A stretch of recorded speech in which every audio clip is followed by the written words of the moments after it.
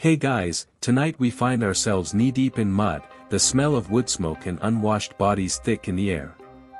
Imagine the sting of rain on your face as you stand shoulder to shoulder with your fellow archers, the weight of your longbow a familiar ache in your arms.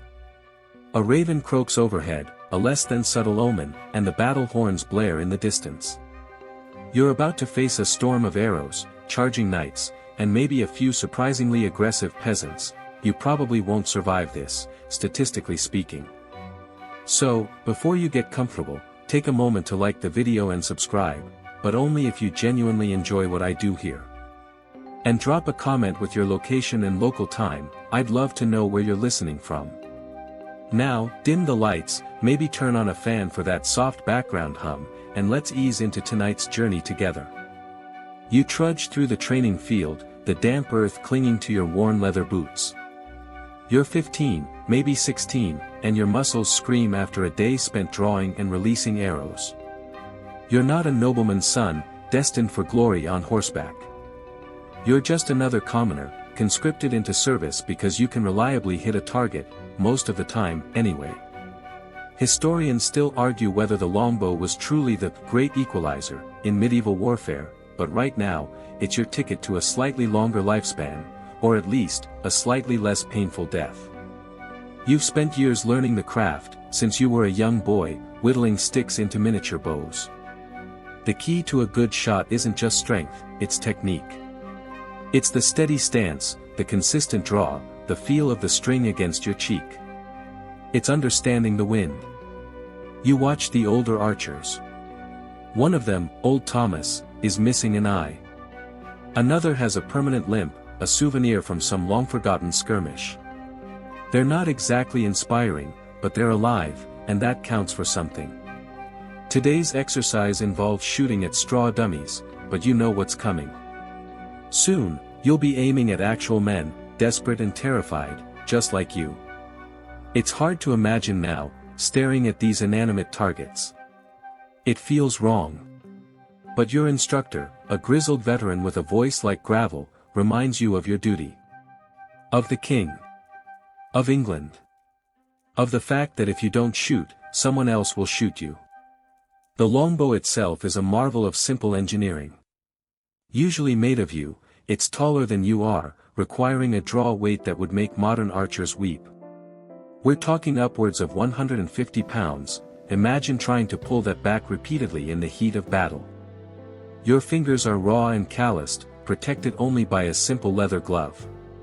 And speaking of heat, during the Battle of Agincourt, the English archers supposedly stripped down to their undergarments to keep cooler and, avoid getting their nice clothes ruined by blood. Now that's dedication to a cause. You knock an arrow, feeling the familiar knock settle against the string.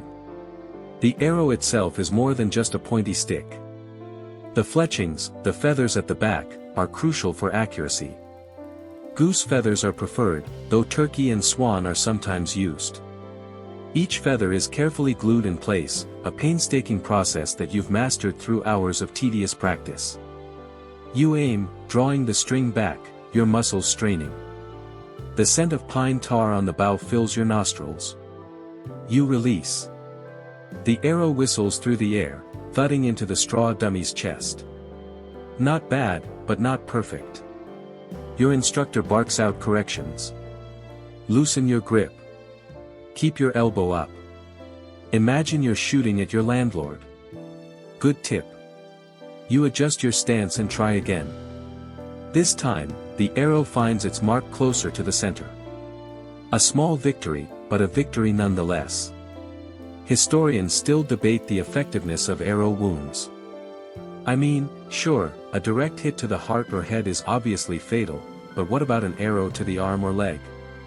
Surprisingly, even seemingly minor arrow wounds had a high chance of turning nasty, fast. Medieval medicine wasn't exactly known for its surgical precision or sterile environments. Infection was rampant, and even a small puncture wound could lead to gangrene and a slow, agonizing death. Fun stuff. You spend your evenings sharpening arrowheads. There are several types, each designed for a specific purpose. The bodkin point, a narrow, armor-piercing head, is your preferred choice.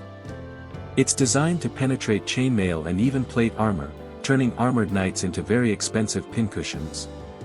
Then there are the broadheads, with their wide, barbed blades, designed to inflict maximum damage on unarmored targets. Gruesome, yes, but war isn't exactly a tea party. A quirk you may not know, some archers would even urinate on their arrows, believing it would ward off infection. The science is questionable, but hey, when your options are limited to urine or hoping for the best, you take what you can get. Sleep is fitful. Your straw-filled palate is lumpy and uncomfortable. The sounds of the camp, the snoring of your comrades, the crackling of the fire, the occasional nervous whimper, keep you awake. You dream of battle, of arrows raining down from the sky, of the screams of the wounded and dying. You wake up in a cold sweat, heart pounding.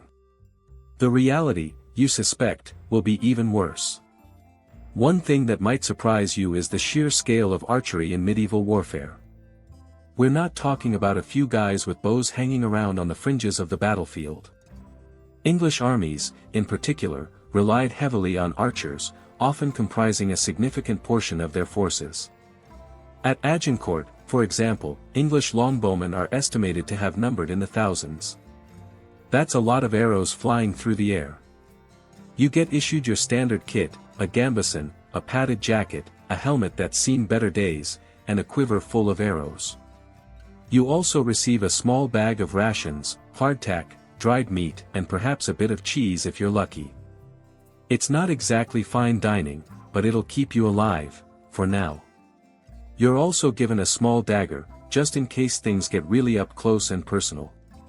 You pray you won't have to use it. The day of battle arrives. The air is thick with tension, and you feel a knot of fear tightening in your stomach. You march with your unit to the battlefield, the ground trembling beneath your feet. The opposing army is arrayed before you, a mass of steel and banners. Their knights glisten in the sun, a terrifying spectacle. You try not to think about the fact that they're probably just as scared as you are. Probably. The order is given. You raise your bow, take a deep breath, and aim. The first volley of arrows fills the sky, a deadly swarm heading towards the enemy lines. You hear the screams of the wounded and dying. The battle is joined. Your hands move with a practiced efficiency, drawing, aiming, releasing. Arrow after arrow flies from your bow, each one a potential death sentence. You don't think. You don't feel. You just shoot. After what feels like an eternity, the battle ends. The field is littered with corpses, both friend and foe. The air is thick with the stench of blood and death. You're exhausted, your muscles aching, your mind numb. You survived, but many of your comrades did not. You look around at the carnage, the senseless waste of human life. You wonder if it was all worth it. Perhaps you loot a fallen knight's gear, maybe you find a few coins in his purse. It's a grim reward, but you need to survive. You head back to camp, where you'll clean your bow, sharpen your arrows, and wait for the next battle. Because in the medieval world, the life of an archer is a constant cycle of training, fighting, and trying to stay alive. Oh, and for a random fact, it was common for soldiers to carry charms and amulets for good luck, ranging from religious icons to rabbit's feet. Because when facing certain death, a little superstition can go a long way. Historians still debate how effective such tactics actually were, of course, but who are we to judge a desperate man? You close your eyes, the image of the battlefield still seared into your mind. You're an archer. This is your life. And you will keep shooting until the day you die. Hopefully, that day is not tomorrow. Alright, hey there, sleepy archer. Settle in, settle in. Grab your favorite blanket, maybe a warm cup of chamomile, or, a suspiciously green energy drink if that's your vibe. We're about to dive deep into the glorious, slightly dusty, and occasionally splinter-filled world of archery equipment. Specifically, your archery equipment. Yes, you. The one currently contemplating whether or not wearing pajamas to the range is acceptable. Spoiler alert, it usually is. So, you've decided to fling pointy sticks at targets, eh? Good for you. It's a wonderfully satisfying hobby. Plus, it's an excellent excuse to wear fingerless gloves and mutter about trajectories, like some kind of low-key medieval assassin. But before you start channeling your inner Katniss Everdeen, let's talk tools. Because a dull knife, or in this case, a poorly chosen bow, can ruin any hunt, or, any afternoon at the local range. First up, the star of the show, the bow. Now, bows come in a dizzying array of shapes, sizes, and draw weights. Choosing the right one is crucial. Think of it like picking out the perfect pair of shoes. Too tight, and you'll be limping around complaining. Too loose, and you'll be tripping over your own feet. In the archery world, limping means strained muscles and a rapidly plummeting confidence level. Tripping means flinging arrows into the stratosphere. For beginners, a recurve bow is generally recommended. They're relatively simple, graceful, and provide a direct connection to the art of archery. They're also a lot less complicated than compound bows with their cams and cables, which can feel like trying to solve a Rubik's Cube with your teeth. Plus, recurve bows are the classic look. Think Robin Hood, not whatever futuristic sci-fi archers are rocking these days. Speaking of Robin Hood, did you know that the historical accuracy of his longbow is actually debated? While longbows were definitely used in medieval England, historians still argue whether Robin Hood himself used one, or if the legend simply embellished the archery aspect for dramatic effect. I mean, Robin Hood, master of the sling, just doesn't have the same ring, does it? Now, back to your bow. When choosing a recurve, you need to consider the draw weight, which is the amount of force required to pull the string back to your anchor point. Starting too high is a recipe for disaster, and possibly a strained rotator cuff. Think of it like trying to lift a car when you've only just finished a yoga session. Start low, my friend. Most beginners start with a draw weight between 20 and 30 pounds. You can always increase it later, once you've built up your strength and technique. And remember, your bow isn't just a stick and a string. It's a finely crafted piece of equipment that requires proper care. Keep it dry, keep it clean, and for the love of all that is accurate, don't leave it strung when you're not using it. That's like leaving your car running overnight, it's just asking for trouble. Next up, arrows. Ah, the projectiles of pointy goodness. Just like bows, arrows come in a variety of materials, including wood, aluminum, carbon fiber, and fiberglass. For beginners, aluminum or carbon fiber are generally the best choices. They're durable, relatively straight, and less prone to warping than wood. Plus, they don't require quite as much, loving maintenance. The correct arrow length is crucial for accuracy and safety. Too short, and you risk overdrawing the arrow, which can lead to a nasty injury. Too long, and, it just looks silly, dangling way past the bow. But seriously, getting the right arrow length is vital. Generally, you want the arrow to extend about 1 inch past the riser, the middle part of the bow, when at full draw. This ensures that the arrow has proper support and that you're not in danger of accidentally impaling yourself with the nock. Did you know that arrowheads weren't always pointy? Early arrows often featured blunt tips used for hunting small game without damaging the pelts. I bet Robin Hood didn't tell you that little gem, did he? I guess being merciful on the furry forest creatures wasn't quite as catchy. Now, let's talk fletching. These are the feathers or vanes that stabilize the arrow in flight. Traditional fletching used real feathers, often from turkeys or geese. Modern arrows often use plastic vanes, which are more durable and weather-resistant. The number of fletchings can vary, but 3 is the most common. And yes, the color of your fletching is purely aesthetic.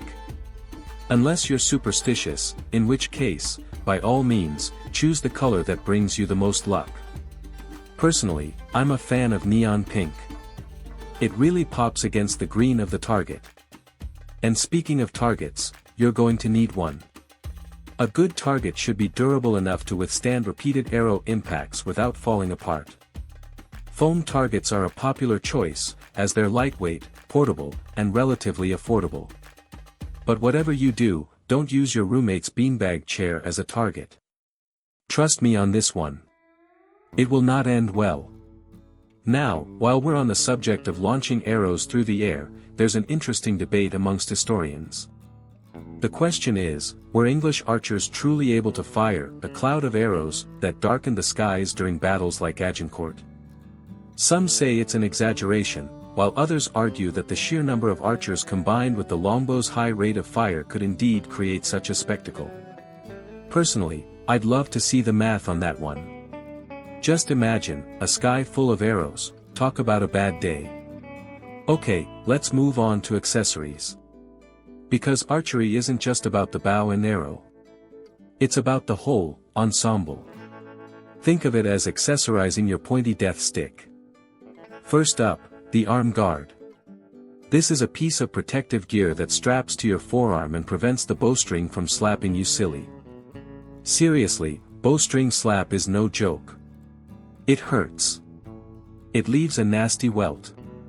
And it makes you look like you've been attacked by a particularly aggressive rubber band.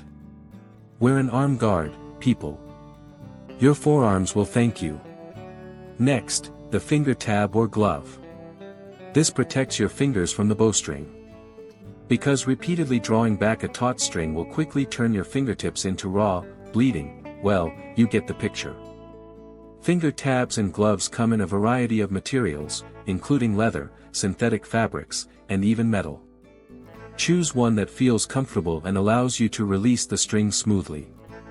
Speaking of comfort, and this is important for long sessions, consider a chest guard.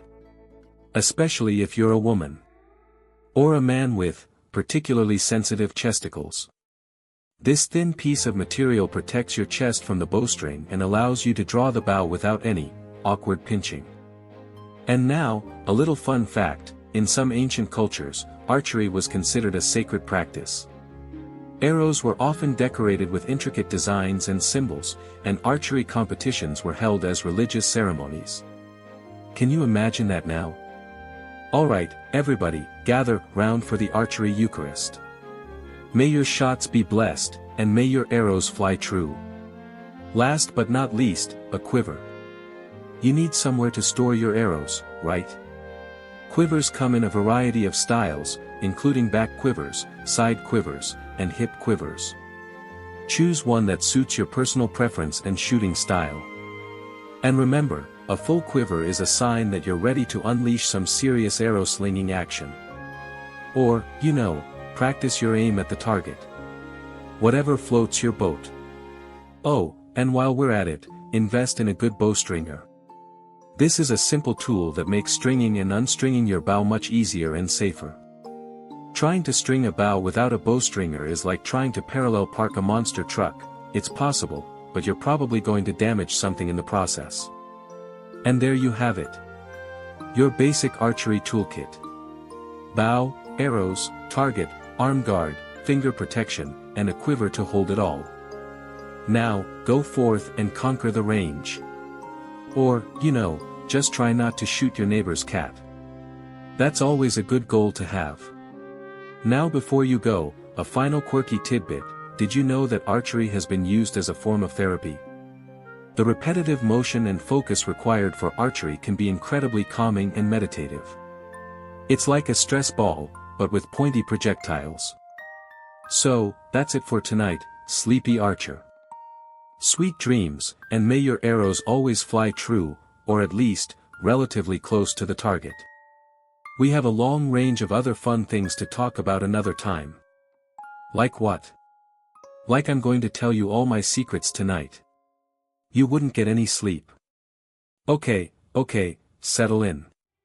Find a comfy spot. Maybe grab a weighted blanket. We're going to talk about, a very specific type of preparation. A preparation for something. But first, breathe. In. Out. Good. Early training regimen, huh? Sounds intense, doesn't it? Like you're about to embark on some sort of epic quest, destined for greatness, or utter failure. Either way, it starts young. Think preteen. Maybe even younger. You'd start building strength. Forget hopscotch and tag, you're hitting the very small weights. Imagine tiny barbells, perfectly sized for your miniature hands. Curl. And lift. Feel that burn. Or just feel slightly inconvenienced. It's all about building a foundation, right? Like those ancient Roman aqueducts. Did you know the Romans were obsessed with water? They built aqueducts spanning miles to bring fresh water to their cities. These weren't just ditches either, they were marvels of engineering. And they're still standing, pretty impressive for something built a couple thousand years ago. You gotta wonder, though, did they ever think, man, this water is just too convenient? And just as impressive, though perhaps less practical, is the history of finger wrestling. That's right, finger wrestling. In Bavaria, apparently it's a real thing. They even have a world championship. Imagine the training regimen for that. Maybe tiny finger-sized weights. Little finger push-ups. It's absurd, really, but hey, dedication is dedication, no matter how niche the pursuit. And who knows, maybe finger wrestling will become an Olympic sport one day. You'll be prepared. The goal, of course, isn't just brute strength. It's about conditioning. Think of a marathon runner, not a bodybuilder. Long, grueling hours of repetitive movements. Push-ups, sit-ups, maybe some light calisthenics. Picture yourself doing jumping jacks in slow motion, feeling every muscle engage and release. Breathe. Feel the rhythm. Don't think about the pizza you had last night. Focus. This early training has a secondary purpose, you see. It's about instilling discipline. A willingness to endure discomfort, to push past your limits.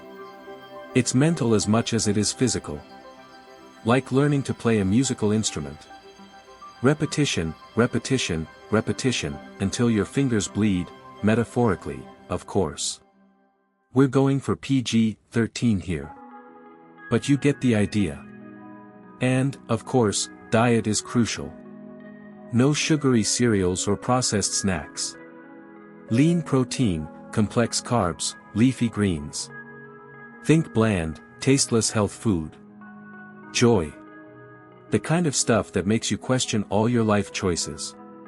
But hey, gotta fuel those tiny muscles. You're not going to conquer the world on a diet of candy bars and soda, are you? Unless, perhaps, you're going to conquer the world of competitive eating. That's a whole different kind of training, though. One involving, shall we say, expansion. Remember, this early training isn't just about physical strength, it's about mental fortitude, discipline, and, well, a healthy dose of boredom. The ability to endure the mundane, to find focus amidst the monotony. It's like meditation, but with push-ups. 1, 2, 3. Now, let's talk weapons. Not yet, though. You're not ready. Not even close. You're probably still struggling with the jumping jacks.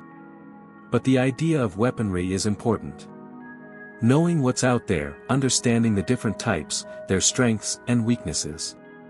It's like learning a new language. Swords, spears, daggers, axes, each with its own history, its own cultural significance. For example, the Vikings. Those fearsome Norse warriors.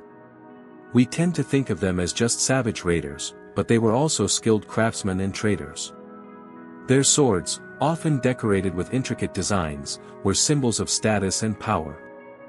Historians still argue whether the Viking raids were primarily driven by economic necessity or a thirst for adventure. Probably a bit of both, right? Need loot, need adventure. And then there's the mystery of the Ulfbert swords.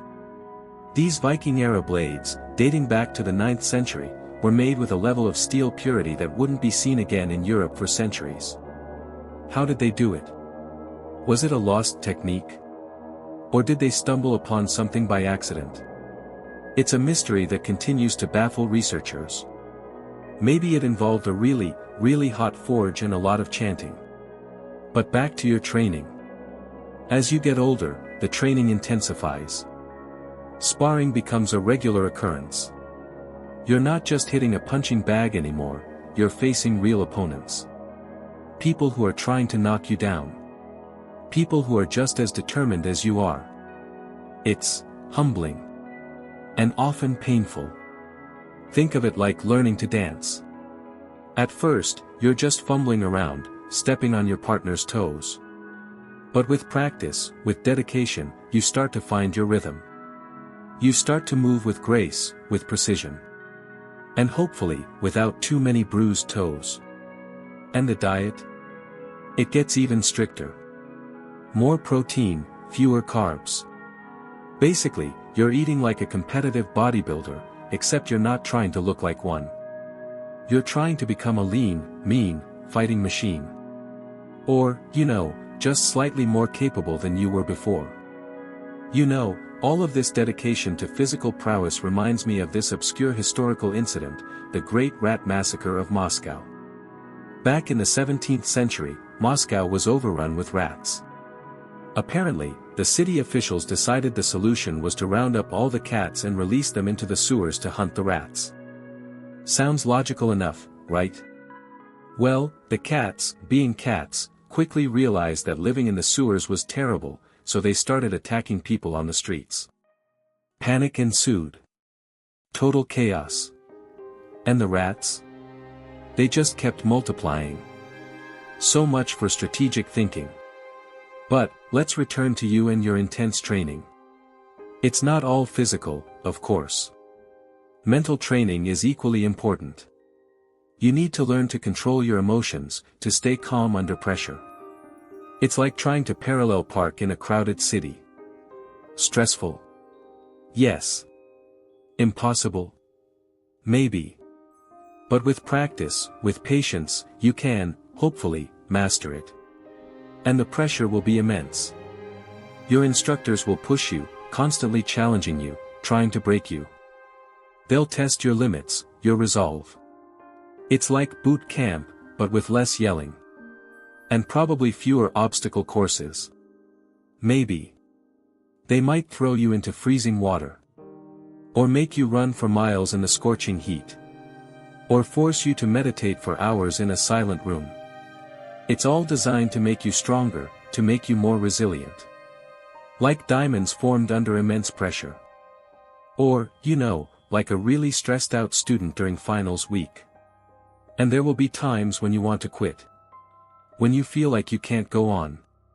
When you just want to curl up in a ball and cry. That's understandable. It's human. But you can't. You have to keep going. You have to push past the pain, the exhaustion, the self-doubt. Remember why you started. Remember what you're fighting for. Because eventually, all this training, all this sacrifice, will be put to the test. You will be challenged. You will be forced to use everything you've learned. And whether you succeed or fail, well, that remains to be seen. And that is a little scary. There is one last, equally bizarre, historical fact I just have to share. There was this guy named Tarare, a French soldier in the late 18th century, who had an insatiable appetite. He could eat anything and everything. Animals, garbage, even, well, let's just say things that shouldn't be eaten. The military even experimented with him, trying to use him as a courier by having him swallow messages. It didn't work out. He eventually died under mysterious circumstances. Doctors still argue whether his condition was due to a medical disorder or just plain gluttony. But imagine the training regimen for that stomach. But, seriously, back to you. Don't be a Tarare. Or maybe do, in a strictly metaphorical sense. Be hungry. Be hungry for knowledge, hungry for experience, hungry for, well, maybe not everything.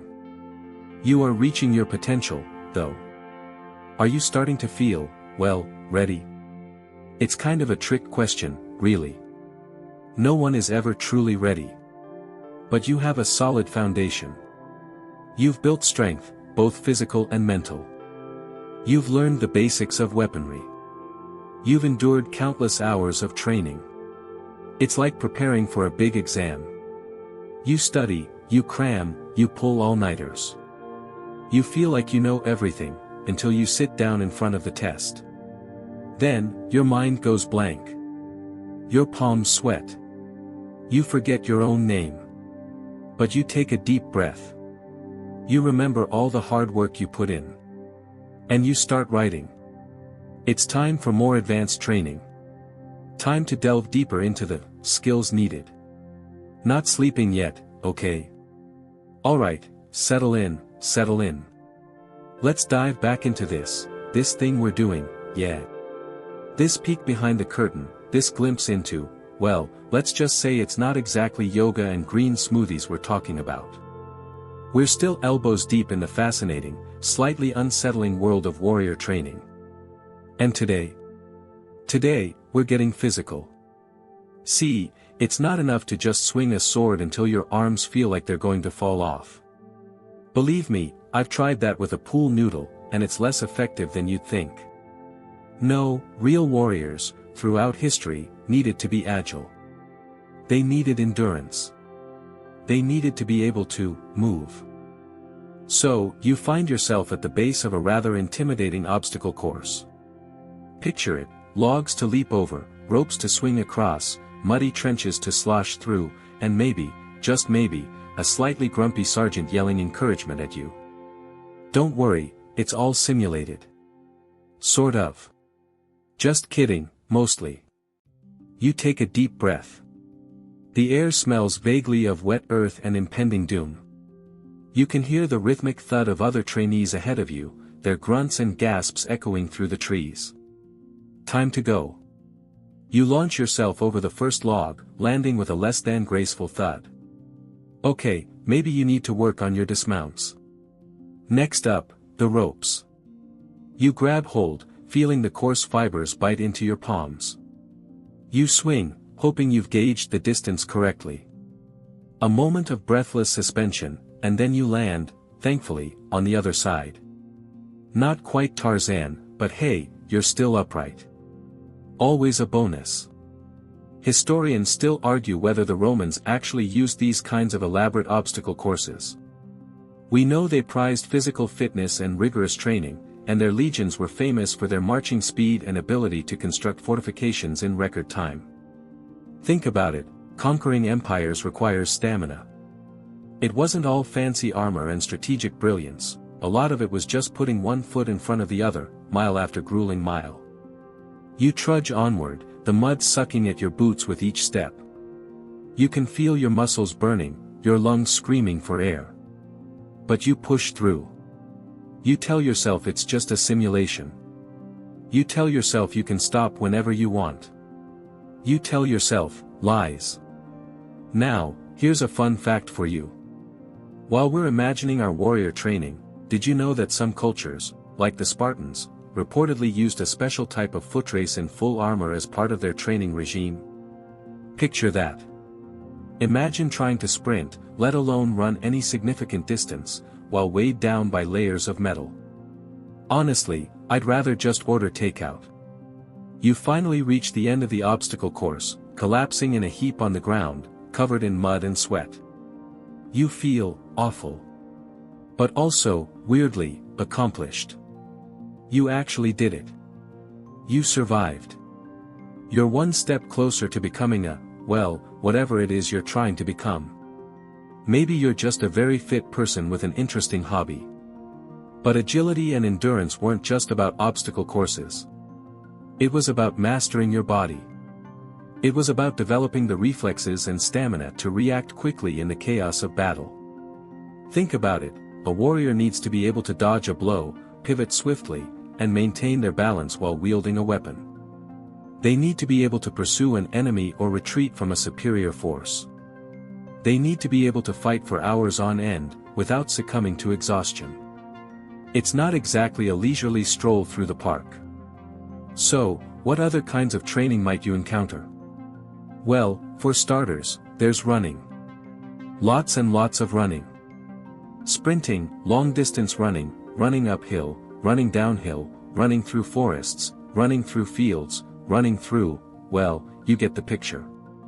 You run. And then there's swimming. Because sometimes, you need to cross a river. Or evade pirates. Or just, take a bath after all that mud. Okay, maybe not. Baths probably weren't a high priority for warriors back in the day. You find yourself splashing through a cold river. The current is strong, tugging at your legs. You fight against it, focusing on your breathing, your movements. You imagine yourself as a salmon, fighting its way upstream.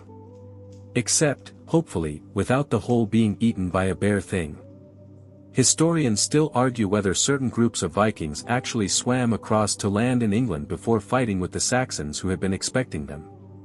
Apparently, some Viking warriors could swim in full chain mail, which is a pretty impressive feat, if you ask me. Though I would not recommend trying this at home. You emerge from the river, shivering and dripping. You're cold, you're wet, and you're starting to feel invigorated.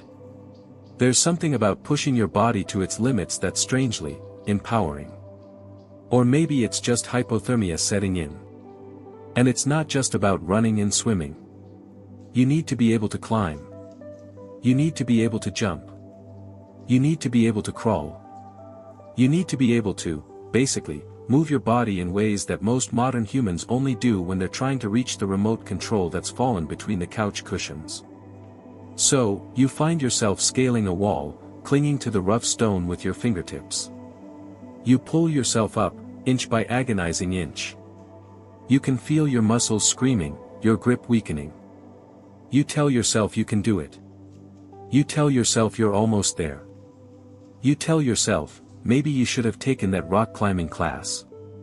Here's a quirky tidbit for you: in some ancient cultures, warriors would train by wrestling bulls. Yes, you read that right. Bulls. Apparently, this was considered a good way to develop strength, agility, and courage. Also, a good way to get seriously injured. But it wasn't just about physical prowess. It was also about mental fortitude. It was about developing the willpower to push through pain, to overcome fear, to never give up. It was about cultivating a certain mindset. You imagine yourself facing an opponent, sword in hand. You're tired, you're sore, you're scared.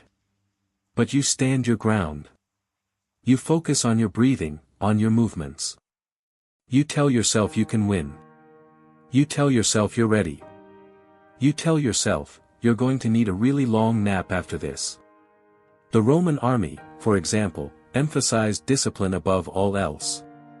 Recruits were drilled relentlessly, often marching long distances with heavy packs, until they were conditioned to obey orders without question, even in the face of extreme adversity. This rigid discipline was a key factor in the Roman legion's success on the battlefield. You continue your training, day after day, week after week, month after month. You push yourself harder, you challenge yourself further. You start to see improvements. You get stronger, you get faster, you get more agile. You start to feel like maybe you could actually survive in a real battle. Maybe. Probably not. But it's a nice thought.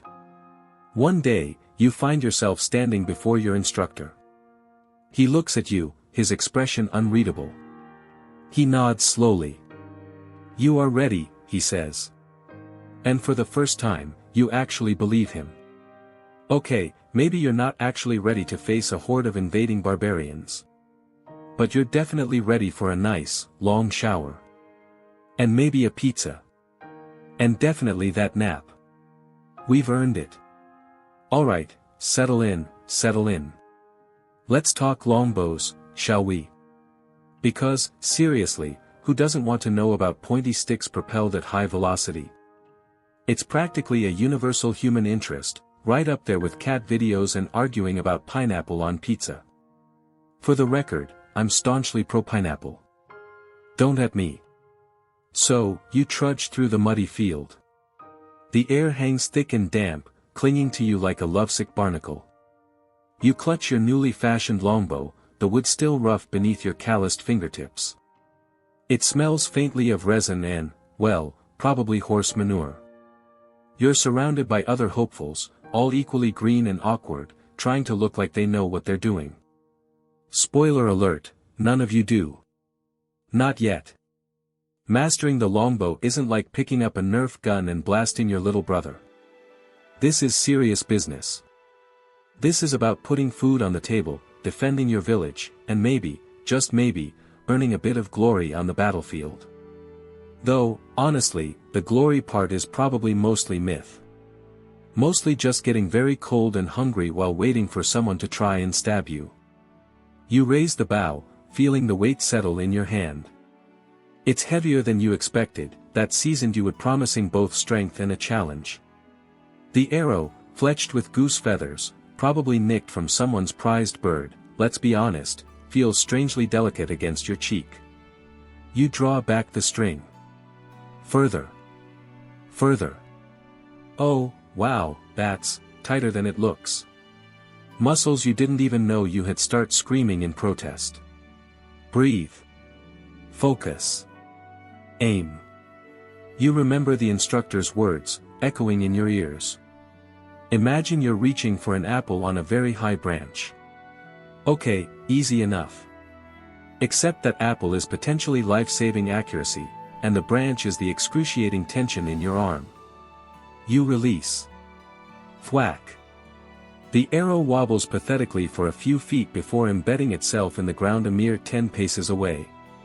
Not exactly Robin Hood, are you? More like Robin Wouldn't Hood.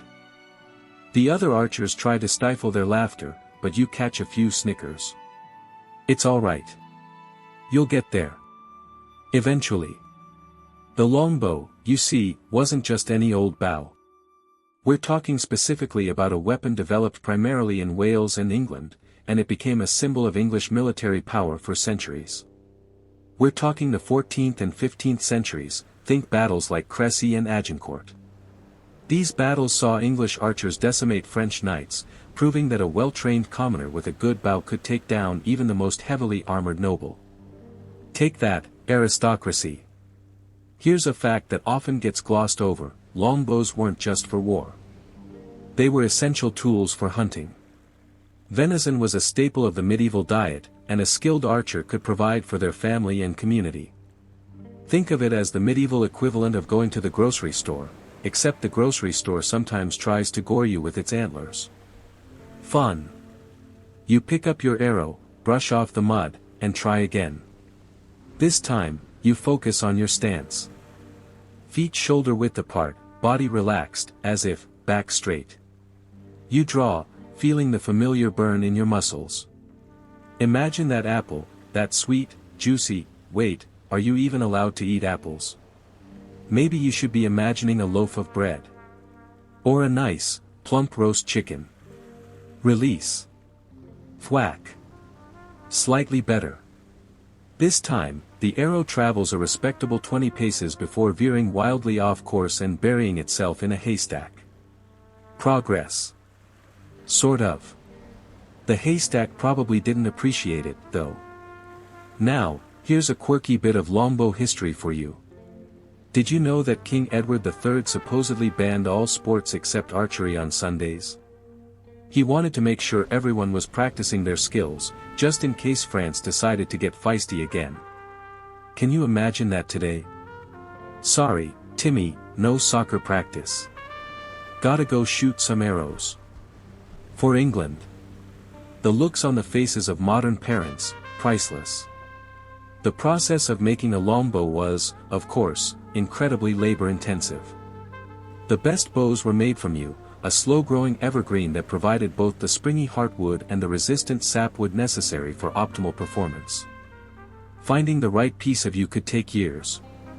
Once found, it had to be carefully seasoned for months, even years, before a skilled bowyer could begin shaping it into a weapon.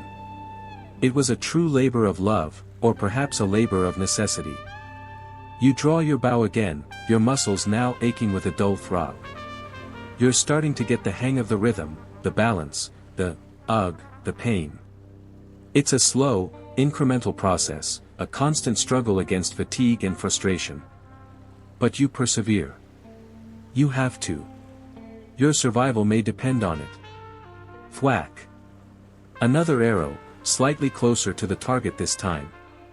You allow yourself a small, almost imperceptible smile. It's not much, but it's something.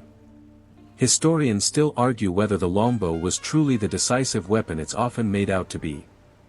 Some argue that its effectiveness was often exaggerated, that other factors like terrain, weather, and the skill of opposing commanders played equally important roles. Others point to the devastating volleys of arrows that rained down on enemy armies at battles like Agincourt as proof of its superiority. The debate rages on, fueled by historical records, archaeological finds, and a healthy dose of national pride.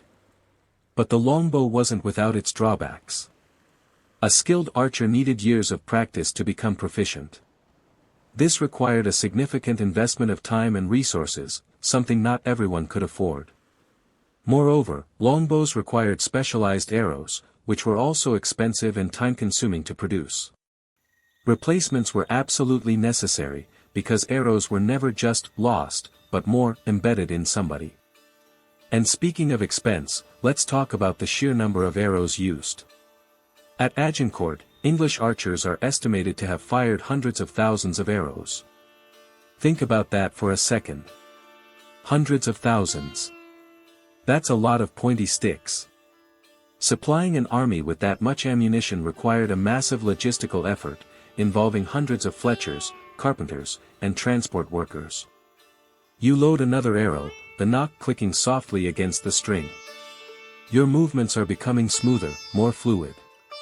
You're starting to feel a connection to the bow, a sense of partnership. It's no longer just a piece of wood and string, it's an extension of your own body, a tool of your will. You draw, aim, and release. Thwack. This time, the arrow flies true, hitting the target squarely in the center. A collective gasp ripples through the group of archers. Even the instructor nods in approval. You've done it. You've finally hit the bullseye. Of course, one bullseye doesn't make you a master archer. You have miles to go before you sleep, as they say. But it's a start. It's a sign that you're on the right path. That with enough practice, enough dedication, enough sheer stubbornness, you can master this ancient and powerful weapon. Now, I know what you're thinking. But, YouTube host, what about the archery paradox? It sounds so cool. And you're right, it does sound cool. It's the phenomenon where an arrow appears to bend around the bow as it's released. It is caused by the arrow's oscillation as it leaves the bowstring, and is further accentuated by the cut of the arrow's fletchings. Pretty cool stuff, huh? The paradox exists because of the finger loose. Historians may argue all they want about the longbow being the weapon that made England, but if they were using a thumb ring they wouldn't have to worry about paradoxing arrows. And finally, I must impart one more bizarre tidbit. Archaeological digs have occasionally uncovered piles of skeletons, dating back to the medieval period, with significantly longer left arms than right. The common theory is that years of drawing back longbows resulted in asymmetrical muscle development. A testament to the sheer physical strain involved in mastering the weapon. It's like the medieval version of Popeye's bulging biceps, except slightly less cartoonish. So, you stand there, longbow in hand, the setting sun casting long shadows across the field. You are not yet a master archer. But you are on your way. And who knows, maybe one day, you'll be the one inspiring awe and envy in the hearts of other aspiring archers. Just try not to shoot anyone's prize-winning goose in the process. Trust me, they don't appreciate it. Alright, settle in, grab your metaphorical weighted blanket, and let's drift back a bit. You trudge, and I mean trudge, through the ankle-deep mud. It's raining, naturally. Is it ever not raining in medieval England? The sky is the color of a week-old bruise, and the air hangs thick and heavy, like a persistent houseguest who's overstayed their welcome. You're following a rutted track that barely qualifies as a road, heading towards somewhere. Somewhere that hopefully offers shelter, a bit of dry straw, and maybe, just maybe, a sliver of something vaguely edible. You are, for the purposes of this little thought experiment, an archer. And not just any archer, mind you. You're proficient. Let's just say your Robin Hood Halloween costume didn't entirely suck. Though, if we're being honest, the tights were a bit much. Your status, as an archer, isn't fixed in stone like some fancy lord's title. It's more like your credit score, constantly fluctuating based on performance. Think Uber rating, but with significantly higher stakes, like, oh, I don't know, whether you get to eat this week. Your reputation hinges on your skill with the longbow. That 6-foot length of carefully crafted you is essentially your resume, your LinkedIn profile, and your dinner ticket all rolled into one. The better you are at sticking arrows where they need to go, vital organs of approaching enemies, strategically placed targets in competitions, rogue squirrels daring to cross your path, the higher your social standing climbs. Now, archery wasn't just some fun hobby back then, you know. It was practically a national obsession. The English longbow, famously, was a game-changer on the battlefield. We're talking Agincourt-level dominance. The French knights, bless their heavily armored hearts, really didn't stand a chance against a well-trained English archer raining down arrows. Imagine showing up to a knife fight with a spork. Yeah, something like that. And those arrows, let me tell you, they weren't your average sporting goods store variety. We're talking serious penetrating power. Probably wouldn't want to be on the receiving end of one of those, unless you're particularly fond of impromptu surgery. And just so you know, that whole Agincourt thing happened in 1415. Feel free to use that fact to impress your friends at the next trivia night. Just be sure to deliver it with the same languid air of boredom I'm currently cultivating. Historians still argue whether the longbow's effectiveness was purely due to its design, or if the real secret weapon was the rigorous training regimen imposed by English law. Apparently, every able-bodied man was required to practice archery regularly. That's some serious commitment to national defense. You can almost imagine the town crier going around, "Hear ye, hear ye. Thou shalt practice thy archery, or face the wrath of the king and a lifetime supply of moldy turnips." Think of it as mandatory PE class, but with slightly higher stakes. And probably less dodgeball. Though, come to think of it, a dodgeball game with longbows, now that would be something to watch. But maybe not participate in. The archers themselves, they weren't all cut from the same cloth. Some were yeomen, owning their own land and living relatively comfortable lives. Others were essentially professional soldiers, constantly employed by the king or some wealthy lord. And then there were those, like you, who existed somewhere in between, scraping by, relying on their skill to earn a living and hopefully avoid starvation. The life of a freelance archer, if you will. Sounds glamorous, doesn't it? Your current quest, wading through this muck, is to reach a nearby village that's rumored to be holding an archery contest.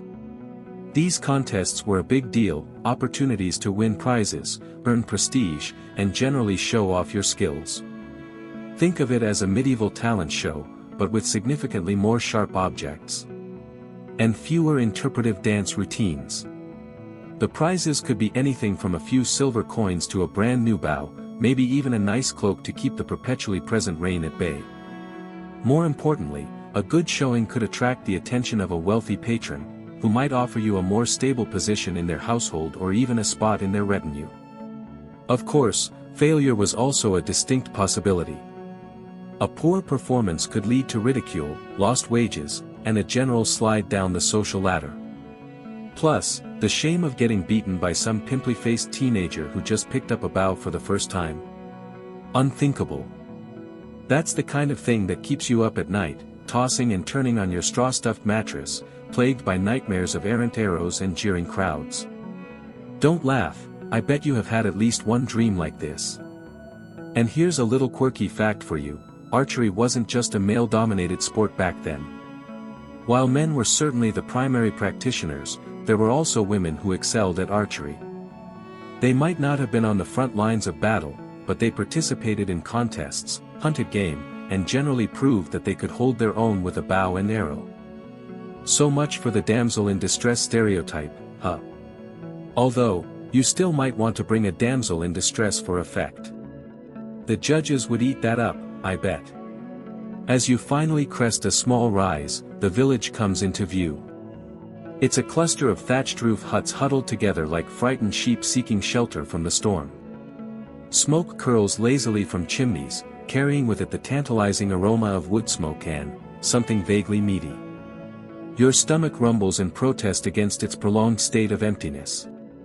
The village green, such as it is already bustling with activity. Villagers are setting up stalls, hawking their wares, and generally milling about in that chaotic yet somehow charming way that only medieval villages can manage. And over in one corner, you spot them, the targets. Round wooden shields, painted with concentric circles, standing like silent sentinels awaiting your deadly accuracy. You spot a few other archers milling around, inspecting their bows, exchanging nervous glances. They look like a motley crew, a mix of seasoned veterans and fresh-faced newcomers, all vying for the same prize. The tension is palpable, thick enough to cut with a blunt butter knife. One of them, a burly fellow with a thick beard and a leather jerkin, catches your eye and nods in acknowledgement. You nod back, a silent exchange of respect and maybe a hint of rivalry. You recognize him, he's a local legend, renowned for his accuracy and his, let's just say, colorful personality. He once allegedly shot an apple off a man's head from 50 paces. Of course, the man probably wasn't entirely sober at the time, but still, impressive. Or reckless. Maybe a bit of both. You take a deep breath, trying to calm your nerves.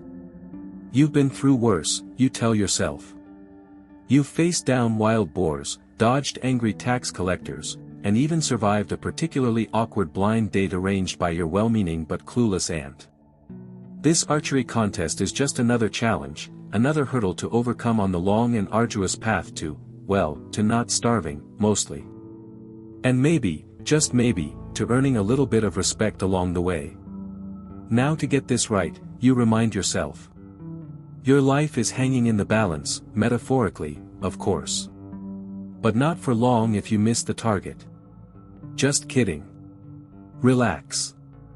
It's just a game. Good luck, Archer. Okay, settle in, buttercups. Let's talk about something intense. Something a little less relaxing, rain sounds and a bit more existential dread with intermittent artillery bursts. We're diving headfirst into the battlefield experience.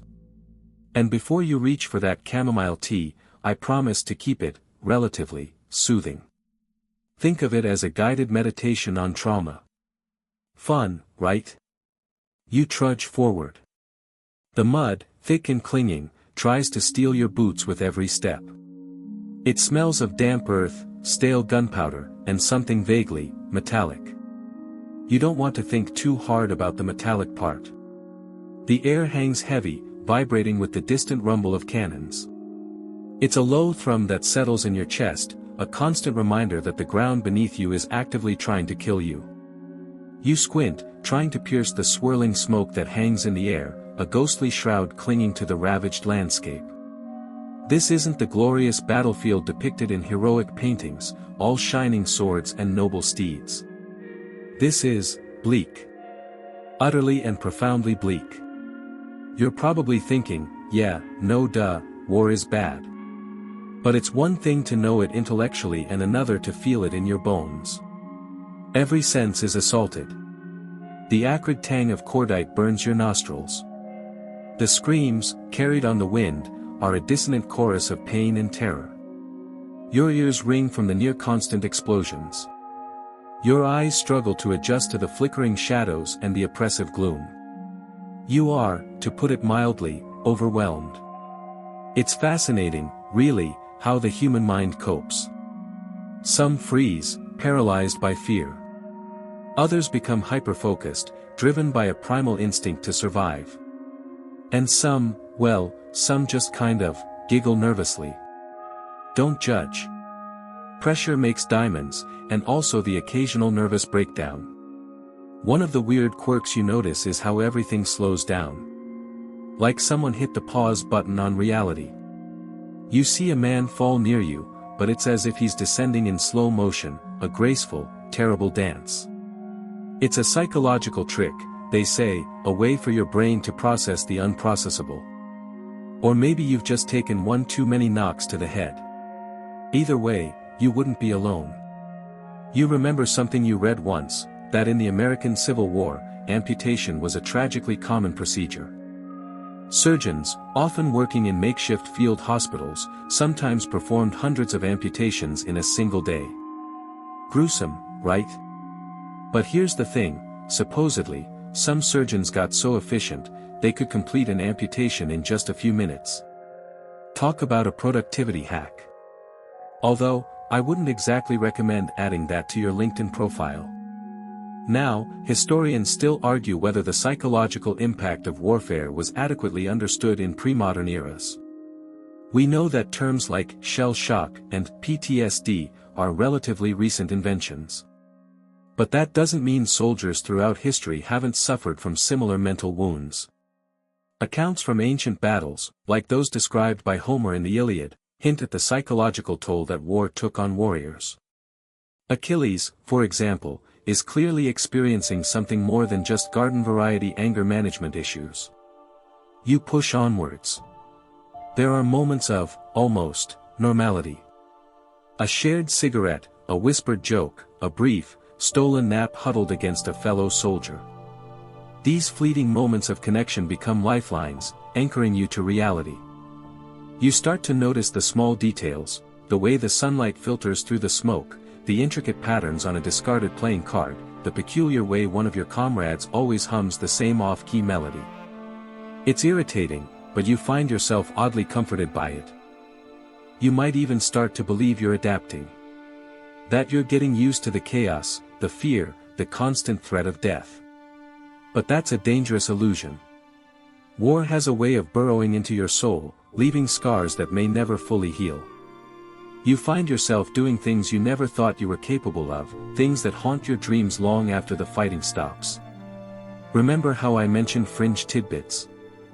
Well, there's a legend that Roman soldiers sometimes carried small, lucky charms called facinum.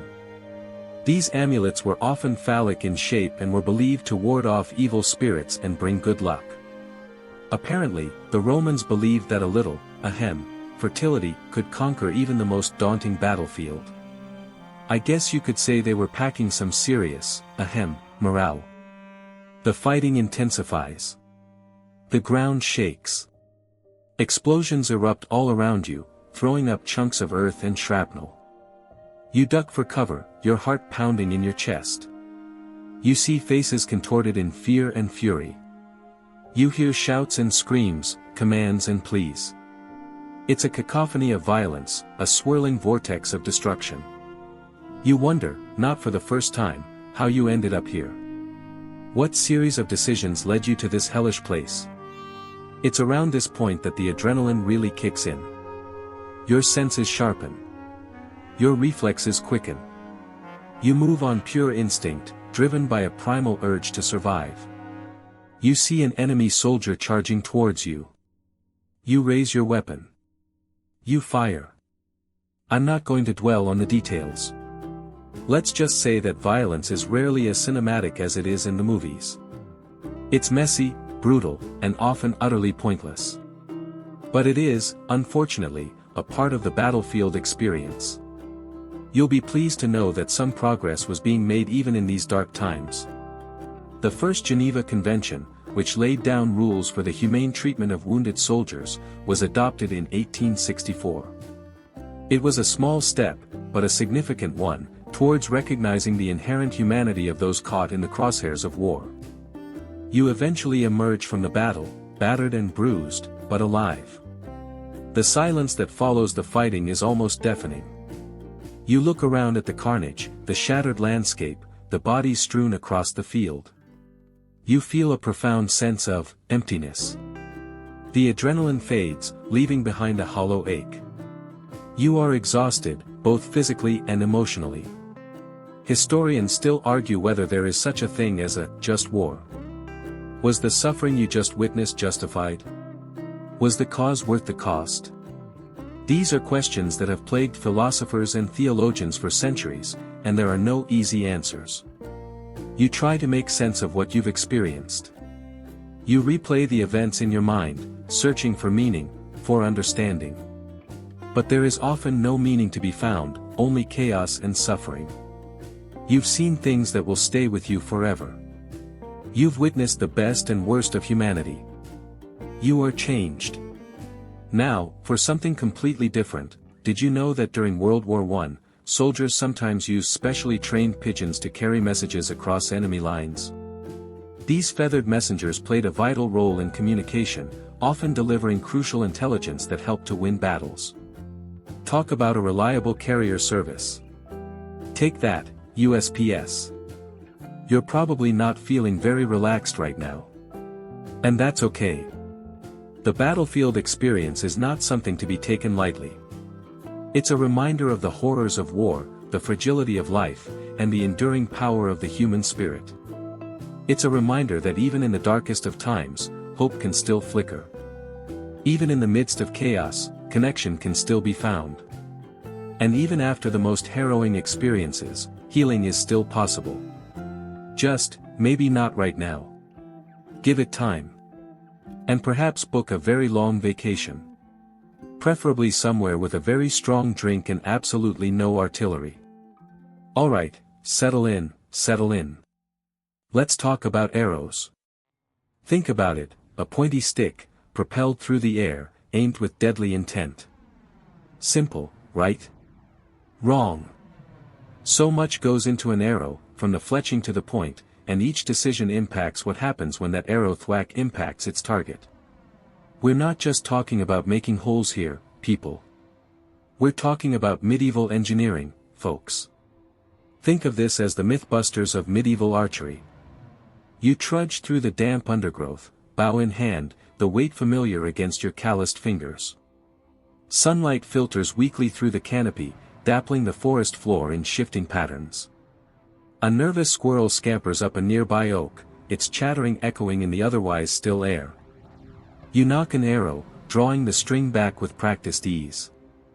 Your target, a straw-filled dummy, representing, well, let's just say a very annoying tax collector. But what kind of arrow have you knocked? That's the question. Let's start with the basics, the shaft. Typically made of wood, obviously, and often ash, birch, or aspen were favored for their straight grain and flexibility. Finding a good, straight piece of wood was half the battle. Imagine trying to shoot with an arrow that wobbles like a drunken sailor, not exactly a recipe for accuracy. Today, carbon fiber is the material of choice, but back then, good wood was gold. Or, good wood was a slightly less painful death for your enemy.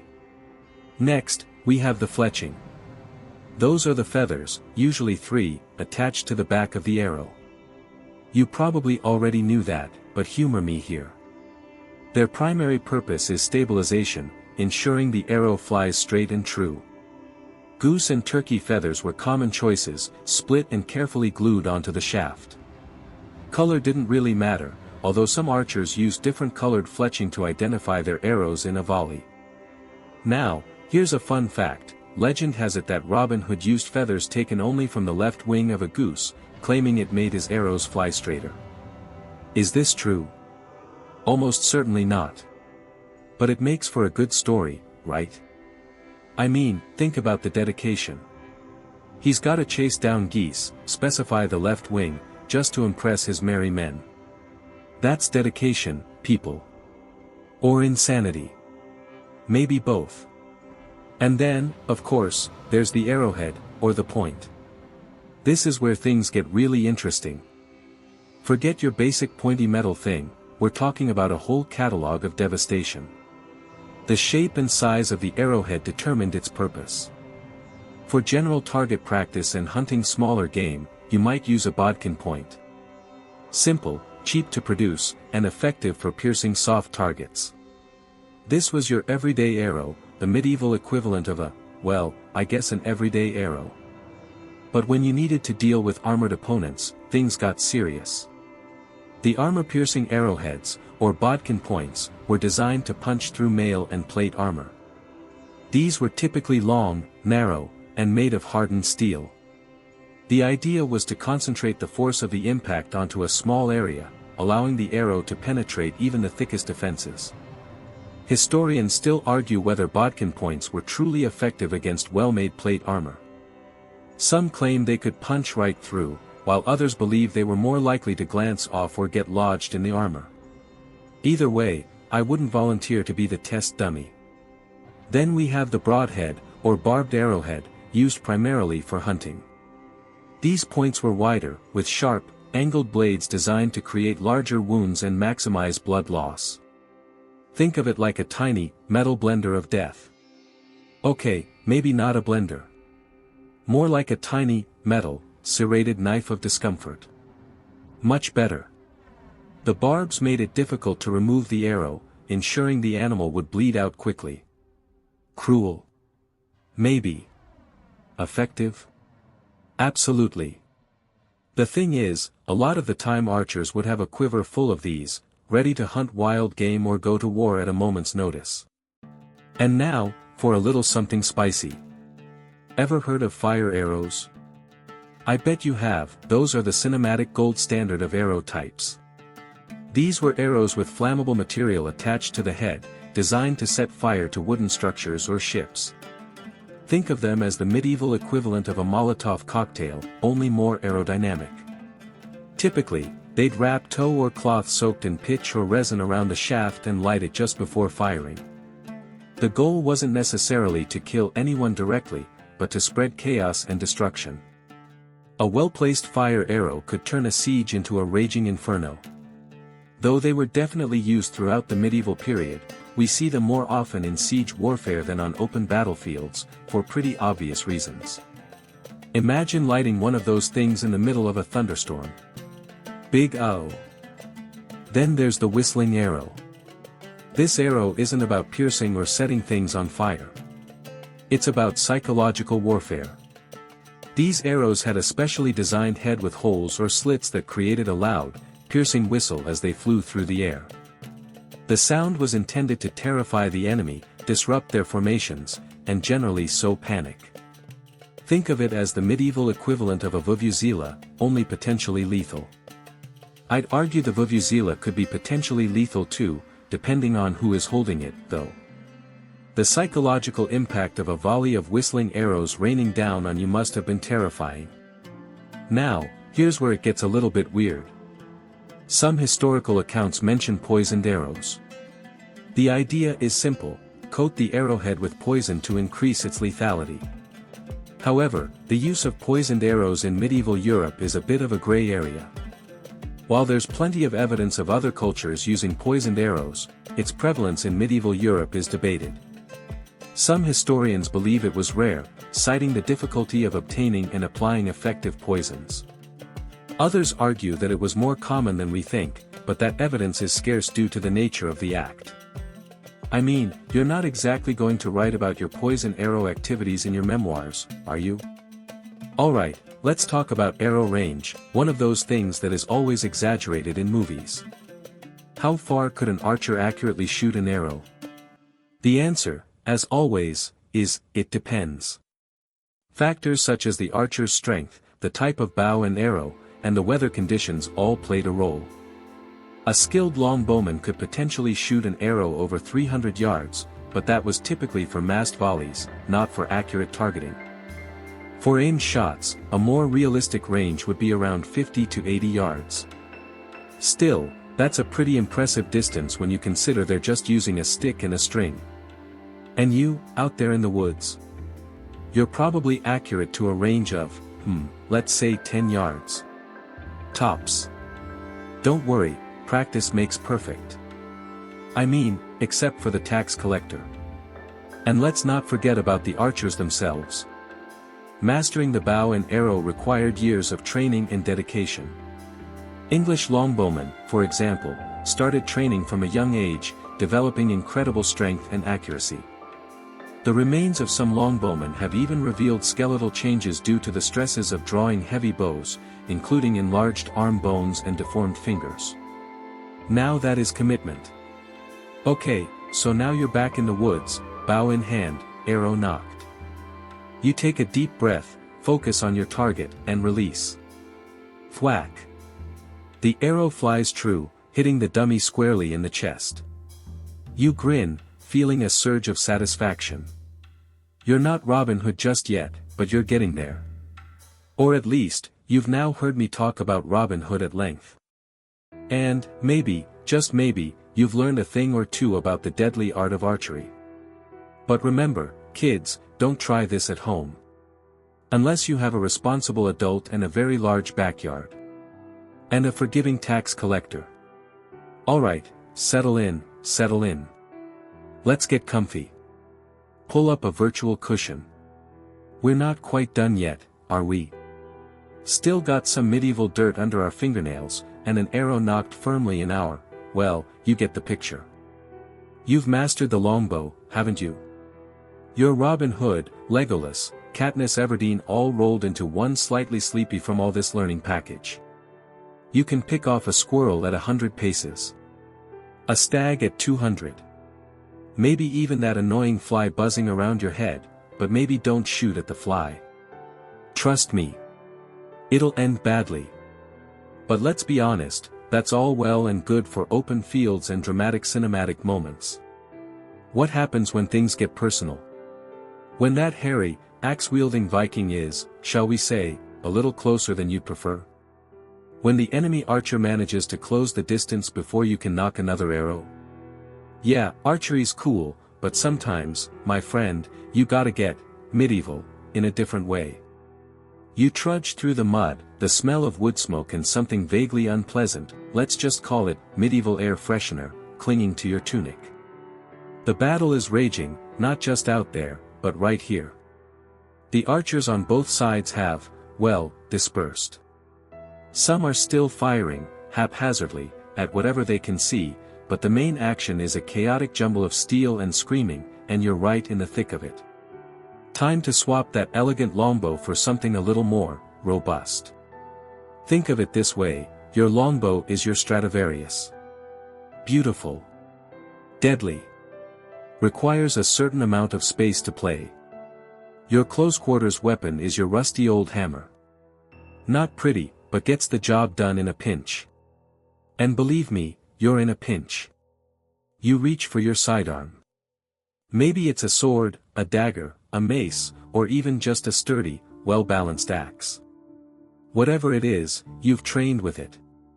A lot. Because let's face it, flailing around with a sword you've never held before is a surefire recipe for, well, let's just say it involves losing body parts you'd rather keep. The first opponent rushes you, a snarling brute with a shield and a short sword. He's aiming for your legs, trying to take you down. You sidestep, or at least attempt to sidestep, the mud is making things difficult, and bring your own weapon down in a swift, practiced arc. You're aiming for the unshielded side of his head, but he raises his shield at the last moment. The blow connects with a clang, staggering him slightly. Good. That bought you a second. See, close-quarters combat isn't just about brute strength. It's about footwork, timing, and exploiting weaknesses. It's about using your opponent's momentum against them. It's about knowing how to parry, how to dodge, and when to strike. It's a brutal, messy dance of survival. This is where the real training comes in. Forget about romantic notions of knights in shining armor. This is grim work. This is the reality of medieval warfare. You press your advantage, feinting left and then striking right. He blocks again, but you can see the fatigue in his eyes. He's tiring. You thrust, aiming for a gap in his armor. He parries, but not cleanly. Your blade glances off his shield and slides past, nicking his arm. A thin line of blood appears. Not a fatal blow, but enough to distract him. Enough to give you an opening. You step closer, crowding him, forcing him to retreat. He stumbles, loses his footing in the mud. Now's your chance. One swift, decisive strike. The fight is over. You take a breath, adrenaline still coursing through your veins. The battle rages on around you, a swirling vortex of violence. You scan the area, looking for your next opponent. This isn't a movie. There's no conveniently timed slow-motion sequence. There's just the next enemy, and the next, and the next. This is the reality of being a medieval archer who's suddenly not an archer anymore. This is survival. And it's not just about swords, you know. Think about all the other delightfully nasty ways people fought back then. Ever heard of a billhook? It was basically a farming tool turned weapon, a long pole with a hook and a blade. Nasty for pulling knights off horses. Or the war hammer. Not your grandpa's carpentry tool. We're talking about a hammer designed to crush armor. Good times. The key is versatility. You, as the modern, slightly sarcastic and sleepy but oh so capable archer, need to be ready for anything. Let's talk a little about the realities of medieval armies. You see all these movies with perfectly uniform lines of knights charging bravely into battle.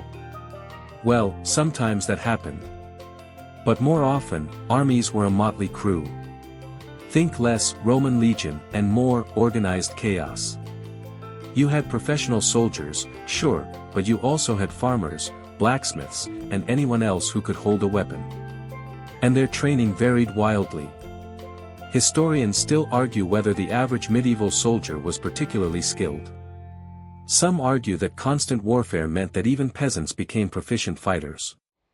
Others maintain that the vast majority were poorly trained and relied more on numbers than skill.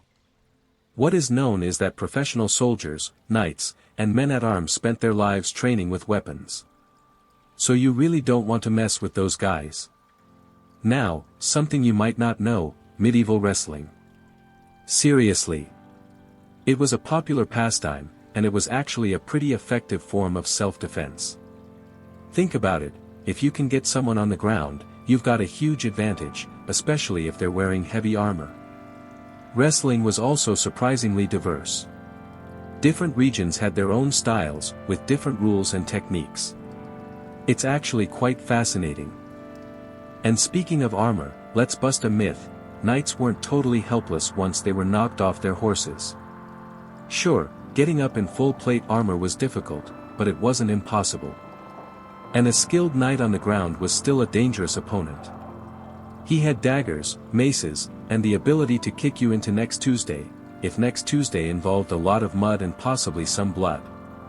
Oh, and here's a quirky tidbit, did you know that falconry was also considered a valuable skill for a medieval warrior? Not just because it was a fun hobby, although I'm sure it was. Falconry taught focus, patience, and observation, all skills that were useful in battle. Plus, a well-trained falcon could be used to harass the enemy or even deliver messages. Talk about a feathered messenger service. Historians still debate whether falcons were used much in combat. Probably not, right? So, you've dodged, ducked, dipped, dived, and dodged your way through the melee. You've learned to wield a sword, sort of, to parry a blow, maybe, and to avoid getting trampled by a charging knight, hopefully. You're not just an archer anymore. You're a survivor. A medieval multi-tool. A slightly muddy and probably quite smelly, but still very impressive, warrior. Now, before we finally call it a night, or, you know, a very early morning, depending on your study habits, let me share one final thought. Close quarters combat isn't just about fighting. It's about courage. It's about resilience. It's about facing your fears and pushing yourself beyond your limits. And, honestly, it's also about getting really, really good at aiming for the soft spots in armor. Just saying. You made it. Congratulations. Maybe go take a shower. You trudge. Yep, just keep putting one foot in front of the other. That's really all there is to it sometimes, isn't it? Except for the small matter of every muscle in your legs screaming in protest, a dull throb that settled permanently in your lower back, and the distinct feeling that your feet have morphed into something resembling overripe bananas. Welcome to the glamorous life of Well, of whatever it is you're doing that's making you feel this way. Maybe you're a soldier on a forced march. Maybe you're a medieval peasant trying to get to the next village before the sun sets and the wolves start howling. Or maybe you just binged a new workout program that promised you'd look like a Greek god in 6 weeks. Either way, your body is officially done. Chronic injuries. Oh, they're not just constant companions, they're more like those clingy friends who overstay their welcome, the ones who borrow your favorite sweater and then, accidentally, spill red wine all over it. They're that annoying. It's a low-grade ache, a persistent reminder that you're not as invincible as you once thought you were. Remember that time you swore you could run a marathon without training? Yeah, your knees remember. And it's not just you. Think about those Roman legionaries. Marching was their job. They weren't exactly skipping through fields of daisies, were they? Imagine lugging around 60 to 80 pounds of armor and equipment, day after day, mile after mile. Back then, there weren't a lot of ergonomic solutions or podiatrists specializing in ancient Roman foot care. No comfy orthotics or gel inserts. Just leather sandals, or caligy, if you want to get technical, and a prayer to Mars for the strength to make it to the next fortified camp. Speaking of Romans and weird feet facts, did you know that some historians theorize that high-status Romans actually had their feet intentionally deformed as a sign of their elevated social standing? It's believed that tight-fitting, pointed shoes could cause bunions and other foot problems that were interpreted as a mark of refinement because it implied that the person wasn't engaged in manual labor. So, next time you stub your toe, just remember, you could be living in ancient Rome and people might actually be jealous of your throbbing pain. Silver linings, my friend, silver linings. Historians still argue whether the decline of the Roman Empire was due to lead poisoning from their aqueducts, or if it was just a matter of overexpansion, political instability, and a general lack of Netflix. But I'm pretty sure chronic foot pain played a small role in their overall morale. Anyway, back to your aching body. It's not just the big, obvious injuries, either. It's the little things. The nagging shoulder pain from years of bad posture. The stiff neck from sleeping in weird positions. The carpal tunnel syndrome from endless hours spent typing away at a keyboard, or, writing erotic fan fiction, no judgment. These little aches and pains accumulate, building up like sediment in a stream until they become a constant, unwelcome presence. And the worst part? They mess with your sleep. You toss and turn, trying to find that one position that doesn't make your hip throb or your back spasm. You invest in expensive pillows and mattresses that promise to cradle you in blissful comfort.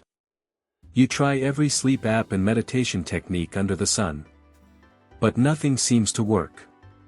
You lie awake in the dark, listening to the sound of your own creaking joints, wondering if you'll ever get a decent night's rest again. And while we're on the topic of sleep, did you know that Leonardo da Vinci was rumored to have followed a polyphasic sleep schedule, meaning he only slept for short periods throughout the day? Some people believe he did this to maximize his waking hours and get more work done. Others think he was just a really bad insomniac who tried to make it sound cool. Either way, I'm pretty sure even he would have appreciated a good neck pillow after a long day of painting, inventing, and generally being a Renaissance rock star. Historians still argue whether Da Vinci actually followed a polyphasic sleep cycle, or if it was just a myth perpetuated by overly enthusiastic biographers. Either way, I'm pretty sure I'm not sleeping like that. It's not just physical, either. This constant, low-level pain takes a toll on your mental and emotional state. You become irritable, short-tempered. You snap at your loved ones. You lose your patience with the world. The joy is slowly sucked out of life, replaced by a dull, persistent ache. The world feels a little bit sharper. Like the edges of everything are just a tiny bit more painful. You begin to measure everything in terms of pain. Can I walk to the store without my knee giving out? Can I sit through this movie without my back seizing up? Can I get through this conversation without wanting to scream? You start to dread activities you used to enjoy. Hiking, gardening, dancing, they all become sources of anxiety and potential pain. You become a master of avoidance. You learn to anticipate the movements and activities that will trigger your pain, and you steer clear of them. You become a creature of habit, sticking to familiar routines and environments that feel safe and predictable. You become, in a word, limited. And the doctors, oh, the doctors. You've seen them all. The general practitioner who prescribes painkillers and tells you to take it easy. The orthopedic surgeon who suggests surgery as the only viable option. The physical therapist who puts you through a series of exercises that leave you feeling even worse than you did before. You become cynical. You lose faith in the medical establishment. You start to wonder if you're just destined to live with this pain forever. There's always the alternative route, of course. You've probably explored that, too. The acupuncturist who sticks needles into you in seemingly random places. The chiropractor who cracks your back with alarming force. The massage therapist who promises to release the tension in your muscles, and sometimes does, briefly. You try every cream, potion, and gadget that promises to alleviate your pain. Some of them work a little bit. Most of them don't. Speaking of weird remedies, did you know that ancient Egyptians used to treat headaches by applying a poultice made of, wait for it, dead mice to the affected area? Yeah, I'm not making that up. Apparently, they believed that the life force of the mouse would somehow transfer to the patient and alleviate their pain. I'm going to stick with Advil. Historians still argue whether these ancient remedies actually worked, or if they were just elaborate placebos. But I'm pretty sure I'd rather have a headache than a dead mouse on my face. The point is, chronic pain is a beast. It's a relentless, insidious force that can slowly erode your quality of life. It can steal your joy, limit your activities, and isolate you from the world. So, what do you do? How do you cope? Well, that's the million-dollar question, isn't it? There's no easy answer, no magic bullet that will make your pain disappear overnight. But there are things you can do to manage your pain and improve your quality of life. First, you need to accept that you have a problem. Acknowledge that your pain is real, and that it's affecting your life. Don't try to tough it out or ignore it. That will only make things worse in the long run. Next, you need to educate yourself. Learn as much as you can about your condition. Understand the causes of your pain, the potential treatments, and the lifestyle changes you can make to manage it. Knowledge is power, my friend. Then, you need to build a support system. Connect with other people who understand what you're going through. Join a support group, talk to a therapist, or simply reach out to friends and family. Don't try to go it alone. Finally, you need to be kind to yourself. Chronic pain is exhausting, both physically and emotionally. Don't beat yourself up for not being able to do everything you used to do.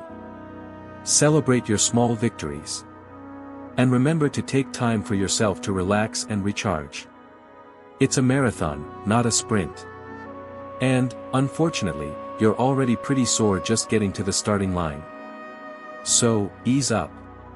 Stretch, breath, and know that you're not alone on the long, slightly painful, and occasionally weird journey.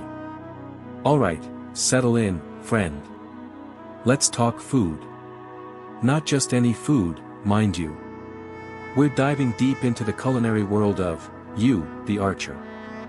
Imagine yourself, bow in hand, ready to defend your lands, hunt for survival, or maybe even just compete in a really intense tournament. But before you can draw that string, you gotta eat, right?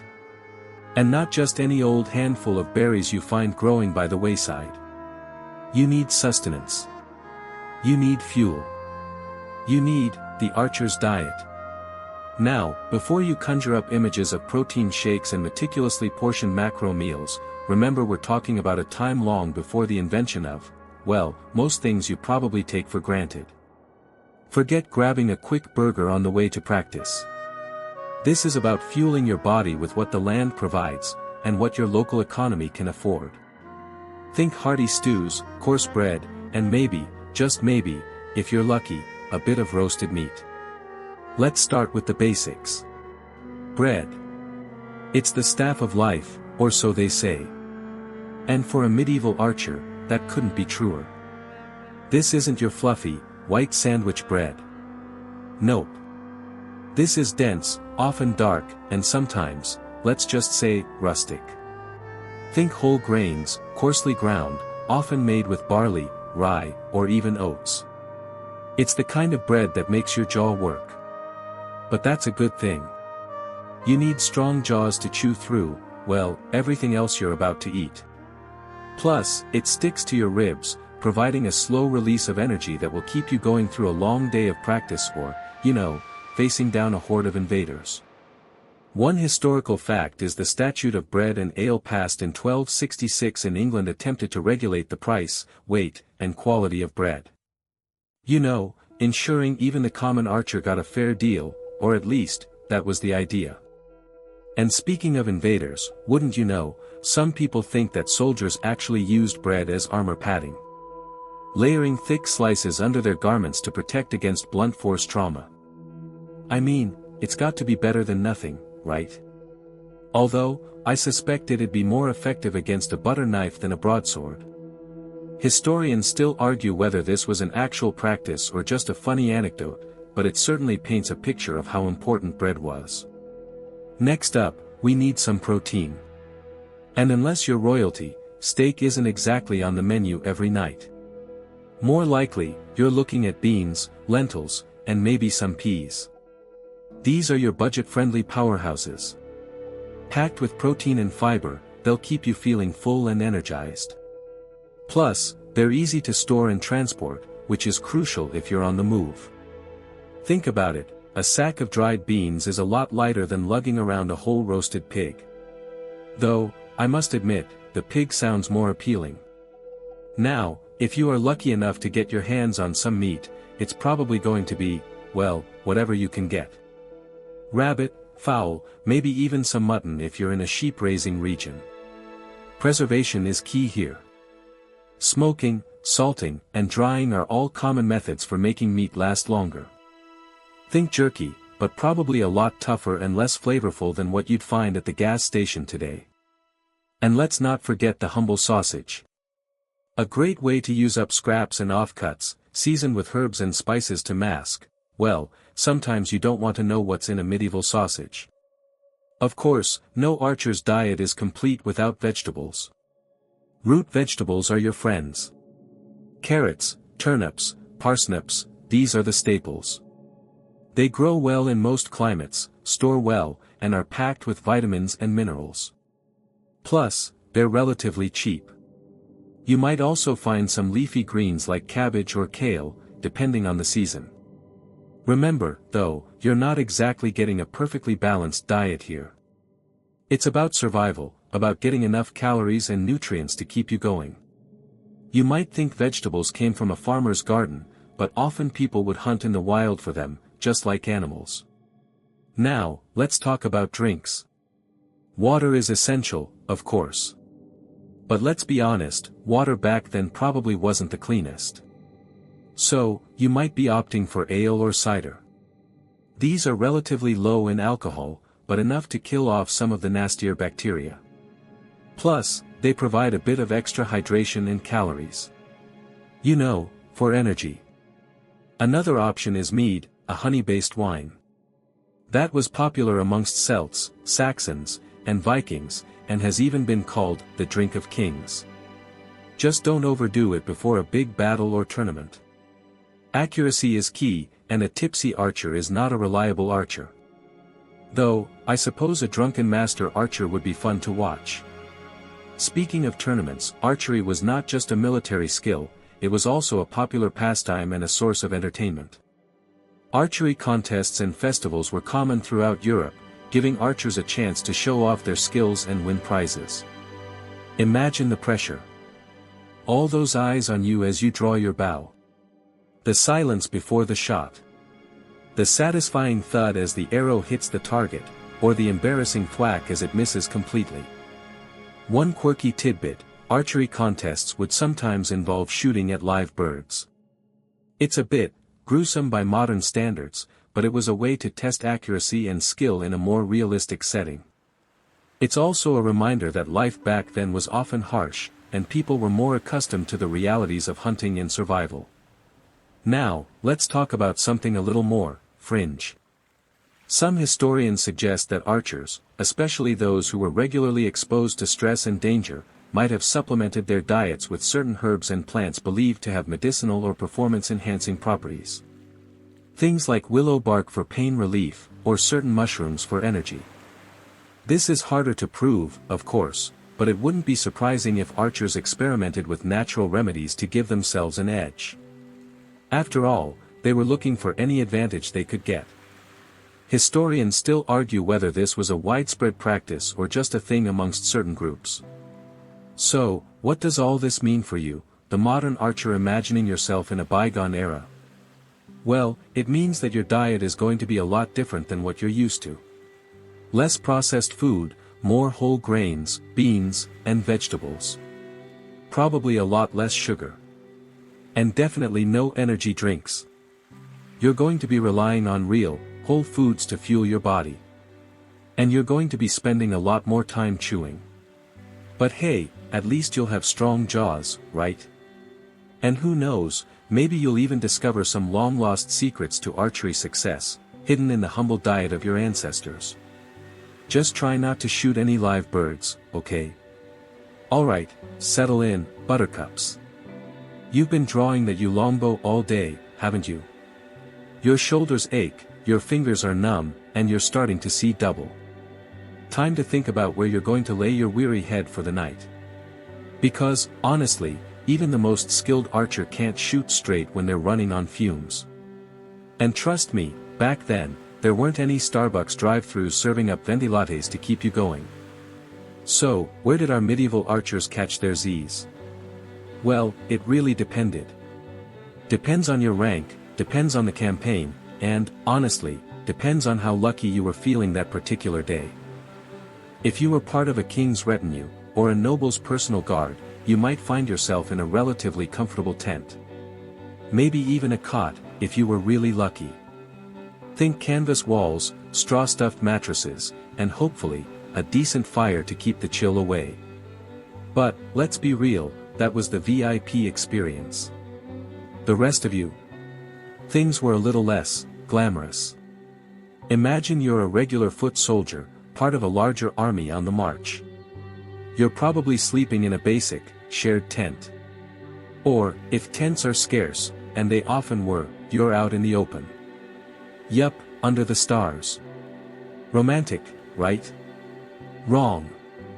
Not when it's raining sideways and you're sharing body heat with 3 other guys who haven't bathed in weeks. And speaking of sharing, you're also sharing your sleeping space with everything. Bugs, rats, the occasional stray dog looking for a handout. Or, a stray finger. Just kidding, mostly. Your bed. Probably just a pile of straw or leaves you've managed to scavenge. Maybe you have a cloak or blanket to offer a semblance of warmth. And don't forget your trusty bow.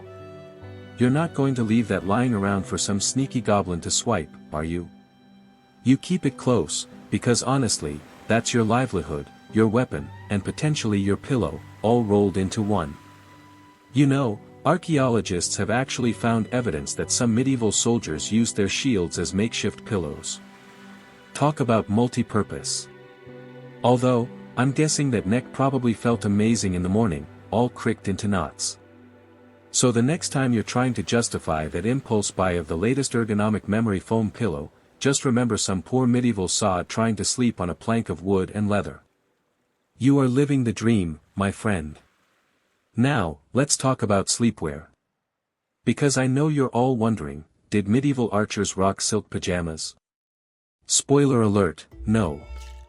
They most likely slept in whatever clothes they wore during the day. Layers were key. A woolen tunic, maybe some hose, and possibly a padded gambeson, if they were fancy. Comfort was definitely not a priority. Warmth and practicality. Absolutely. You needed to be able to jump up at a moment's notice, grab your bow, and defend yourself or the camp.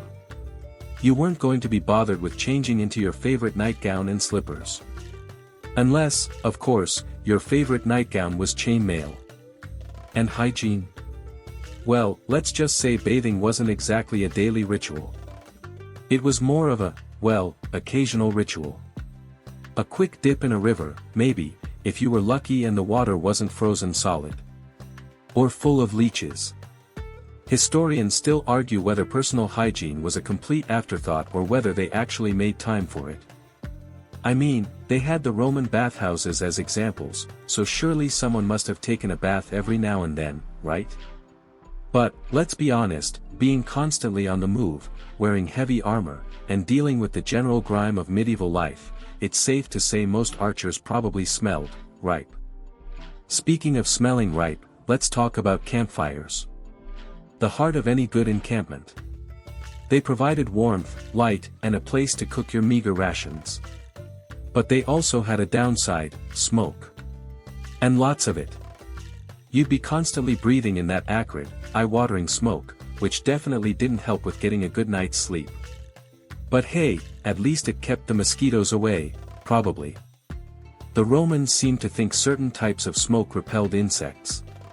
Pliny the Elder, bless his literal heart, recommended burning shavings of wild cucumber and fumigating the house with it.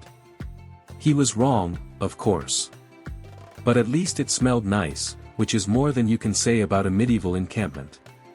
Another interesting aspect of shelter was the use of natural features. If you were lucky enough to find a cave or a rocky overhang, you could use that for protection from the elements. Or, if you were skilled enough, you could build a lean-to using branches and leaves. Think of it as a medieval survivalist's version of glamping. Except, you know, without the glam. It was more like roughing it, really, really rough. Now, let's imagine you're not on a campaign. Maybe you're a town guard, or a member of a wealthy lord's household. Your sleeping arrangements would likely be a bit more comfortable. You might have a room in a barracks or a shared sleeping space with other guards. A real bed, maybe even with a feather mattress.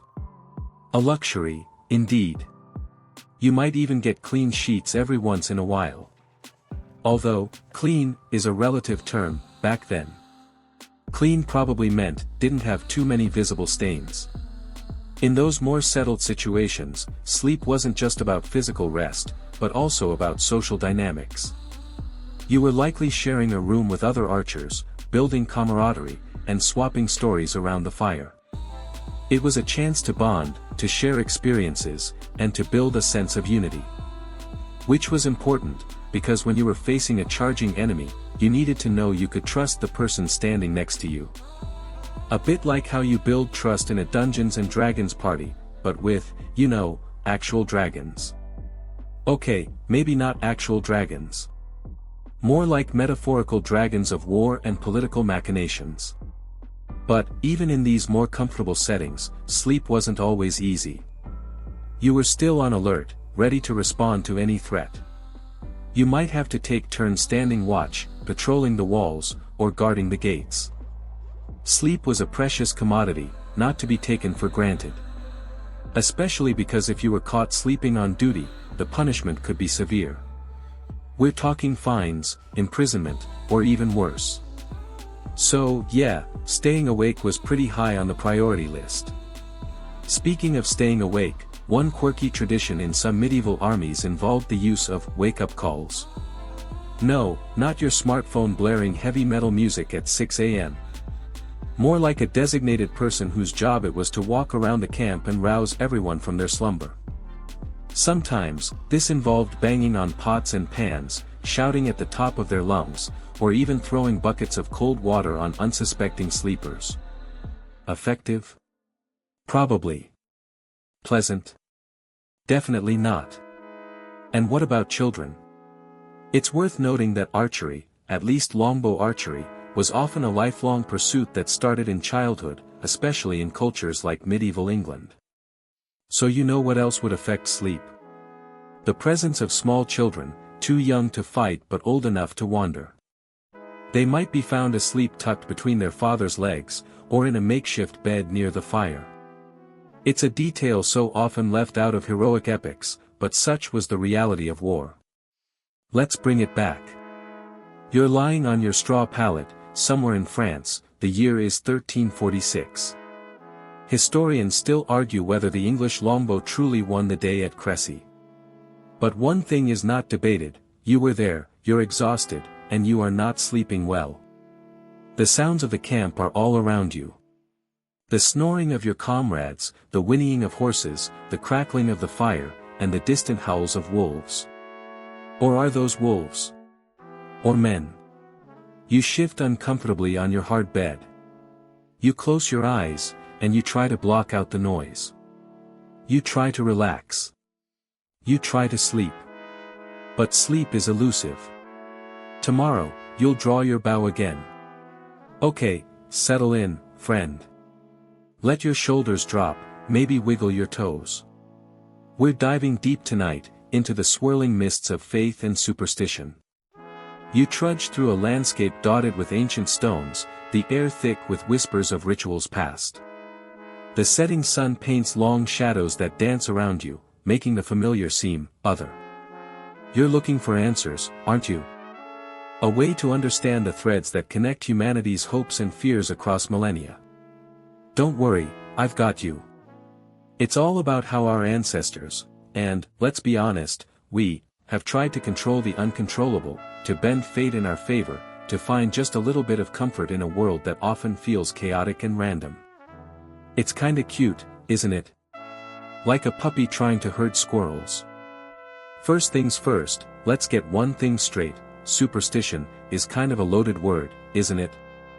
It's what other people believe, the stuff we find illogical or, dare I say, silly.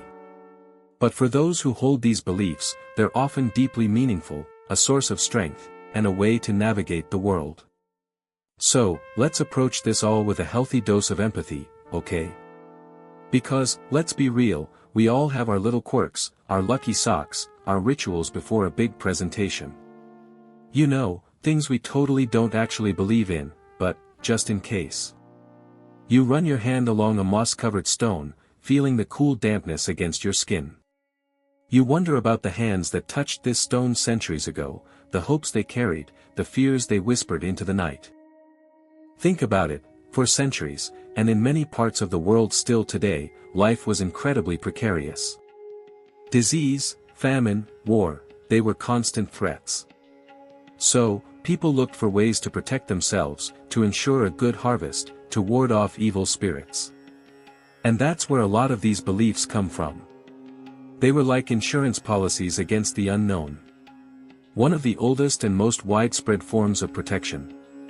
Amulets. Think of them as ancient security blankets. From the Egyptian ankh, symbolizing life, to the Celtic knot, representing eternity, these little objects were believed to possess real power. The Egyptians were particularly big on amulets, and archaeologists have unearthed countless examples in tombs. Scarab beetles, eyes of Horus, little representations of gods, all meant to safeguard the deceased on their journey to the afterlife. You find a small, smooth stone on the path, and tuck it into your pocket. Maybe, just maybe, it'll bring you good luck tonight. And speaking of luck, consider the humble horseshoe. Hung above doorways for centuries, it's said to bring good fortune and ward off evil. But why a horseshoe? Well, there are a few theories. One is that iron, the metal from which horseshoes are made, was believed to have protective properties. Blacksmiths, who worked with iron, were often seen as possessing magical skills. Another theory is that the horseshoe's shape resembles a crescent moon, a symbol of the goddess. So, yeah, you can take your pick. Or, just enjoy the rustic charm. But it wasn't just inanimate objects that were believed to hold power. Certain animals, too, were considered lucky or unlucky. Black cats, of course, are a classic example. In some cultures, they're seen as symbols of bad luck, while in others, they're believed to bring good fortune. It's all very confusing, isn't it? You see a pair of glowing eyes in the distance. A cat? An owl? Best not to dwell on it. And then there's the power of words. Incantations, spells, prayers, all were used to influence events, to heal the sick, to curse enemies. Some spells were elaborate rituals, involving complex gestures and ingredients. Others were simple phrases, repeated over and over, until they became imbued with power. Think of them as ancient affirmations. I am worthy. I am powerful. I will not stub my toe on this rock. You stumble slightly on the uneven ground.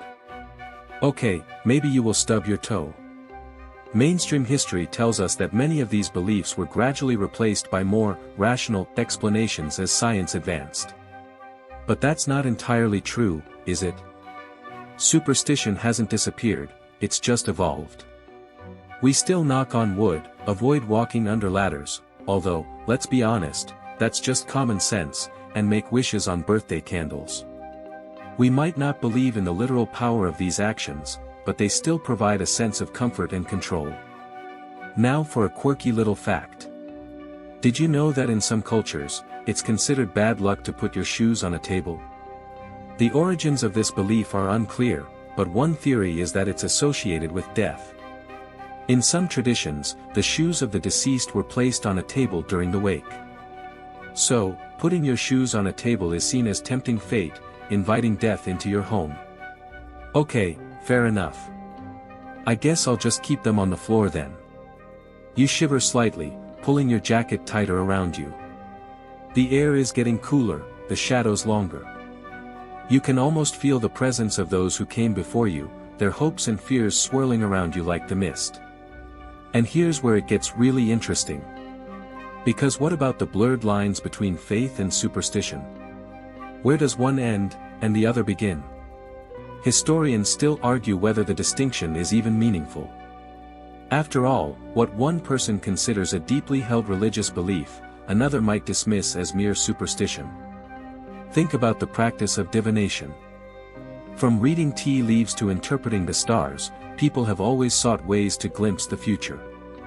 Some see this as a legitimate form of spiritual guidance, a way to connect with a higher power. Others see it as nothing more than a parlor trick, a way to exploit people's hopes and fears. You see some oddly shaped leaves scattered at your feet. Resist the urge to try and read them. During the Middle Ages, for example, astrology was widely accepted as a legitimate science. Kings and queens consulted astrologers before making important decisions, believing that the positions of the planets could influence the course of events. Today, astrology is often dismissed as pseudoscience, but millions of people still read their horoscopes every day. Are they all superstitious? Or are they simply looking for a little bit of meaning and guidance in a chaotic world? And let's not forget the power of ritual. Whether it's a religious ceremony or a personal habit, rituals provide structure and meaning to our lives. They can help us cope with stress, connect with others, and feel a sense of control in a world that often feels out of control. Think of a baseball player's pre-game routine, or a student's study habits before an exam. These rituals aren't necessarily based on logic or reason, but they can be incredibly powerful nonetheless. It's all a big psychological play, right? So, next time you find yourself knocking on wood, or avoiding a black cat, or making a wish on a dandelion, take a moment to consider the deeper meaning behind these actions. They're not just silly superstitions, they're echoes of our ancestors' hopes and fears, a reminder that we're all connected by the human need for meaning and control. And here's a quirky tidbit for you. In Japan, it's considered bad luck to sleep with your head pointing north. This is because the dead are traditionally laid to rest with their heads facing north. So, sleeping in that position is seen as inviting death or misfortune. I guess that means if you're in Japan, you need to invest in a compass, or just sleep diagonally. You glance up at the sky. The stars are beginning to twinkle, like tiny diamonds scattered across a velvet cloth. The moon is a sliver of silver, casting an eerie glow on the landscape. One thing I have to say is that for centuries, people have believed in the power of relics. Fragments of bone, pieces of clothing, objects associated with saints or other holy figures, these items were believed to possess miraculous powers. Pilgrims traveled long distances to visit shrines containing relics, hoping for healing, forgiveness, or a blessing. The trade in relics became a lucrative business, and some unscrupulous individuals even created fake relics to sell to gullible believers. I mean, wouldn't that be something? You see a small, wooden cross lying on the ground. You pick it up, feeling the smooth surface against your fingertips. You wonder about the person who lost it, the story behind it, the faith it represents. And finally, let's talk about the power of belief itself.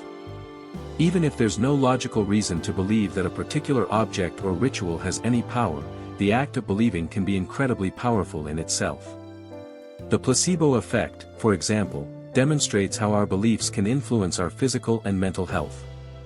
If we believe that something will help us, it often does, even if it's just a sugar pill.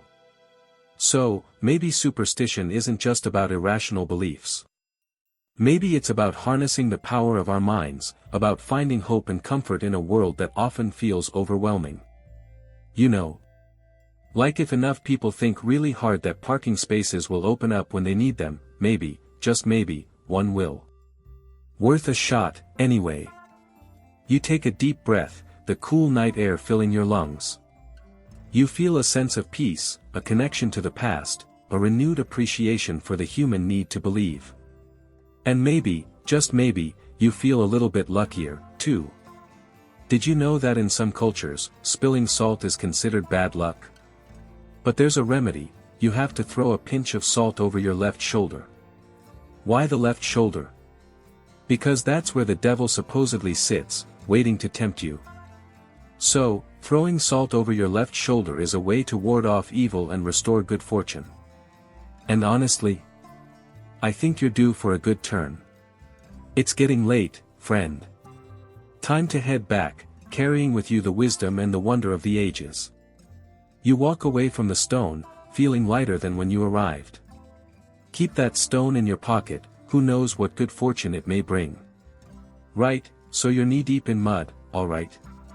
The kind of mud that sucks at your boots with a vengeance, making that satisfying schlup sound every time you try to move. You can practically taste the rain in the air, that metallic tang that clings to everything, and the wind's doing its best to whip your cloak around your face.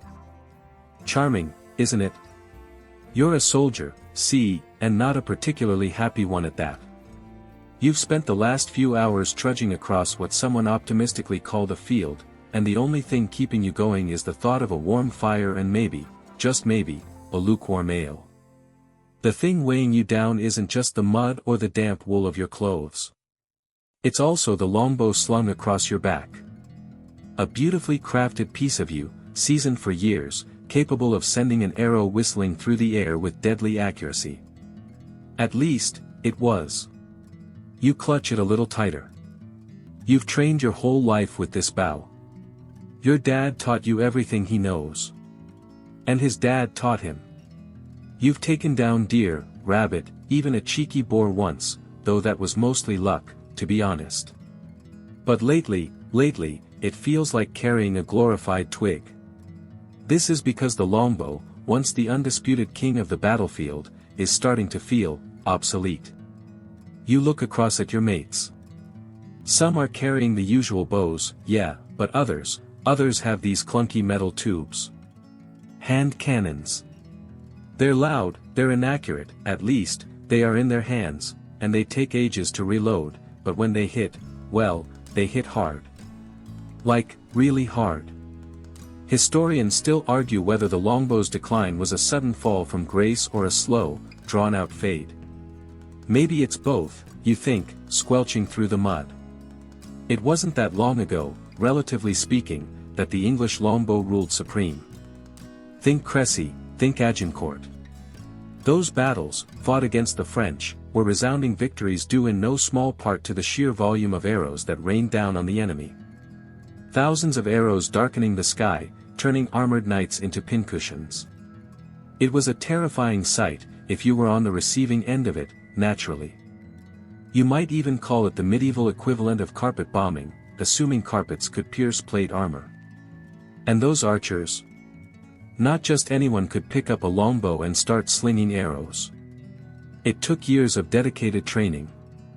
From childhood, really. Pulling back a longbow with a draw weight of, say, 150 pounds, wasn't exactly a picnic. It required immense strength and stamina.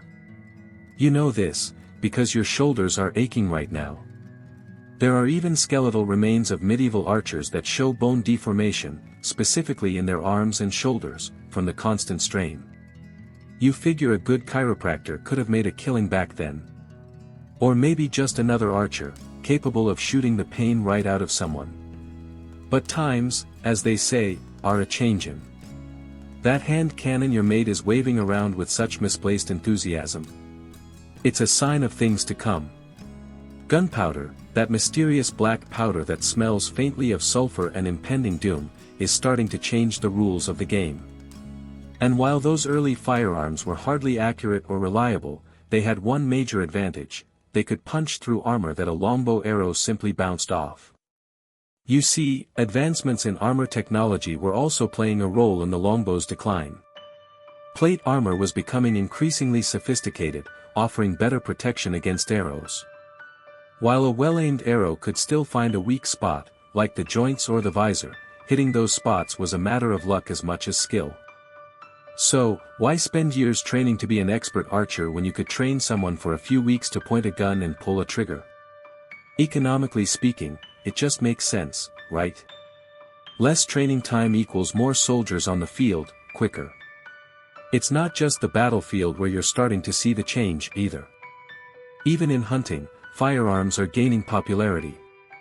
Sure, it might take longer to reload a matchlock musket than to nock and fire an arrow, but the sheer stopping power of a musket ball is undeniable. Plus, you don't need to be as close to the target. Which is great if, like you're a bit rubbish at stalking quietly. The longbow also had some logistical challenges.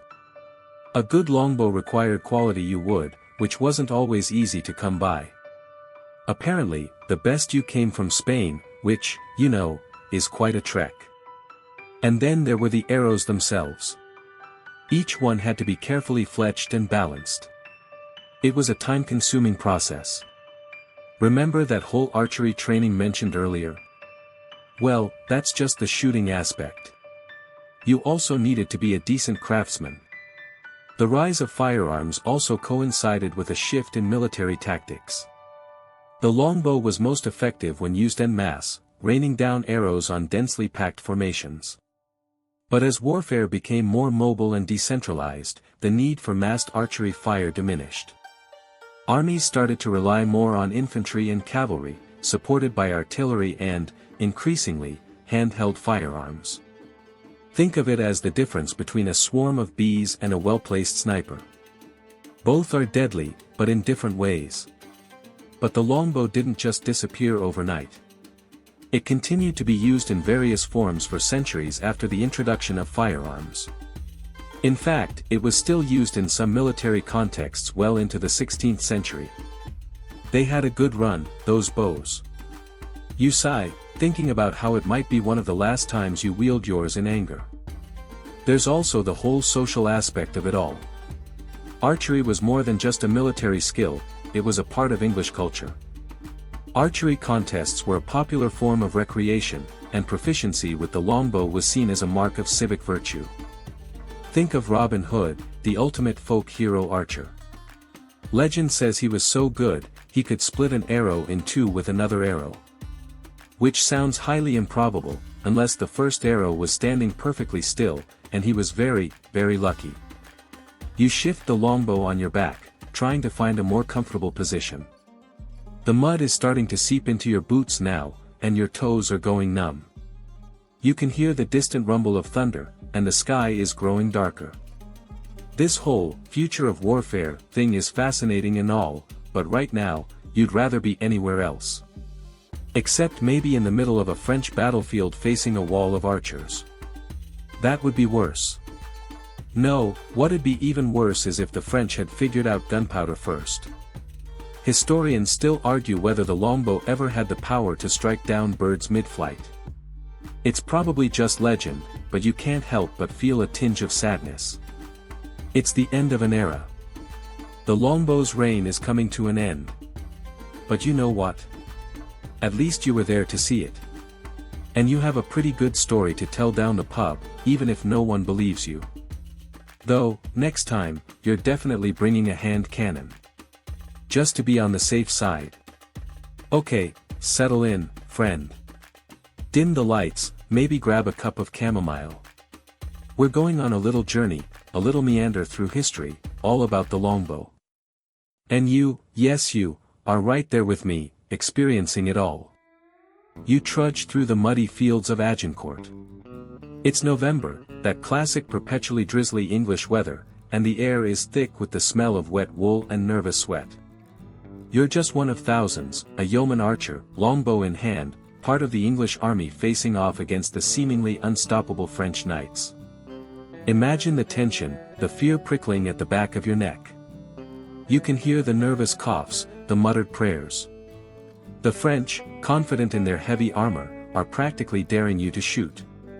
Little do they know what's about to rain down on them. Because, let's be honest, the longbow was kind of a game changer. The English longbow, typically 6 feet long, made of yew wood, specifically yew, which is why there was, for a time, a real yew tree shortage, was capable of launching arrows much further and with much greater force than pretty much anything else around at the time. We're talking arrows punching through plate armor at respectable ranges. Think of it as the medieval equivalent of upgrading from a slingshot to a sniper rifle. Historians still argue whether the longbow was the sole reason for English victories during the 100 Years' War, but it certainly played a major role. You knock an arrow, feeling the smooth wood against your fingers. You've trained your entire life for this moment. Drawing the string requires immense strength. We're talking upwards of 150 pounds of draw weight, and years of practice to master. It's not just about pulling it back, it's about holding it steady, aiming true, and releasing with a smooth, controlled motion. It's a full-body workout disguised as archery. All those leg days finally paying off, eh? Rumor has it, some archers even suffered skeletal changes in their arms and shoulders from the sheer strain. Talk about dedication to your craft. Now, here's a quirky little tidbit for you: arrows weren't just tipped with simple metal points. Sometimes, they were fitted with incendiary devices, little bundles of flammable material designed to set enemy fortifications ablaze. Imagine the chaos. It wasn't just about killing, it was about creating maximum disruption and panic. And here's a joke for you: what do you call an arrow that's afraid? A quiver-ng arrow. You take a deep breath, focusing on your target. A knight, resplendent in his shining armor, charges toward you. Honestly, they probably felt pretty safe in those suits of metal, but you know better. You aim for a weak point in the armor, maybe under the arm, or through the visor, and release. The arrow flies true, finding its mark. You see the knight falter, his momentum broken. One down, countless more to go. The air fills with the twang of bowstrings and the whoosh of arrows. It's a deafening cacophony of war. You reload and fire again, and again, your arms burning with exhaustion. The ground around you is littered with spent arrows, a testament to the sheer volume of fire being unleashed. The French knights, bogged down in the mud, are easy targets. Their heavy armor, once a symbol of invincibility, now becomes a liability. They're like turtles on their backs, just waiting to be picked off. Here's a mainstream history fact: the Battle of Crécy in 1346 was another major victory for the English longbow. The French knights, again overconfident and poorly coordinated, charged into a hail of arrows and were decimated. It was a brutal display of the longbow's power, solidifying its reputation as a weapon to be feared. This victory was partially credited to the simple fact that common English archers were being paid significantly more than their French counterparts, leading to a more dedicated and skilled fighting force. Imagine getting paid to play Robin Hood. And speaking of legends, here's a fringe theory for you. Some believe that the legend of Robin Hood was inspired by the skills and prowess of English longbowmen. A skilled archer, fighting for the common good, standing up to tyranny. It's a romanticized image, but it captures the spirit of the longbowman. It's all downhill after that, though. What do you call a lazy kangaroo? Pouch potato. As the battle rages on, you notice something interesting. The French are using crossbows, but they are nowhere near as effective as your longbow. Crossbows were more accurate, sure, but they took far longer to reload. By the time a crossbowman had fired one bolt, you could have launched 6 arrows.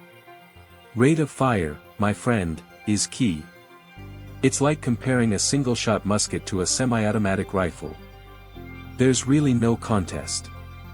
Historians still argue whether the rise of gunpowder weapons eventually made the longbow obsolete, but for a good long while, it reigned supreme. You keep firing, your movements becoming almost mechanical. The battle seems to stretch on forever, a gruesome ballet of death and destruction. But slowly, surely, the tide begins to turn. The French attack falters, their lines break, and they begin to retreat. The English have won. You slump to the ground, exhausted but victorious. The longbow has once again proven its worth. But did you know that the yew trees used to make these bows were considered sacred by the Celts? They symbolized death and rebirth, which is pretty apt considering the longbow's role in warfare. As you rest, you notice the impact that your actions will have. The longbow has shaped warfare, influenced history, and left a lasting legacy. It was more than just a weapon, it was a symbol of English power, ingenuity, and skill. And here's a joke to rest on: why did the bicycle fall over? Because it was too tired. You've played your part in the legacy of the longbow, and the sun begins to set. It's time to rest. Wind down. Now, as the echoes of battle fade and the images of the day begin to soften, let's drift away from the chaos and find a place of quiet. Imagine yourself lying in a field of soft grass, the gentle breeze whispering through the trees. The sounds of nature replace the clamor of war, and a sense of peace settles over you. The longbow's story is a complex one, filled with both triumphs and tragedies. It was a weapon of great power, capable of inflicting terrible destruction, but it was also a tool that shaped the course of history. It represents the skill, ingenuity, and determination of the people who wielded it. But it has all been long done. Let the weight of history lift from your shoulders. Let the images of war dissolve into the tranquil beauty of the natural world. Feel the tension in your muscles release, as you drift further and further into a state of deep relaxation. The world is quiet now, and there is nothing left to do but rest. Allow yourself to be carried away on a gentle wave of calm, as you slip into the peaceful embrace of sleep. Sweet dreams.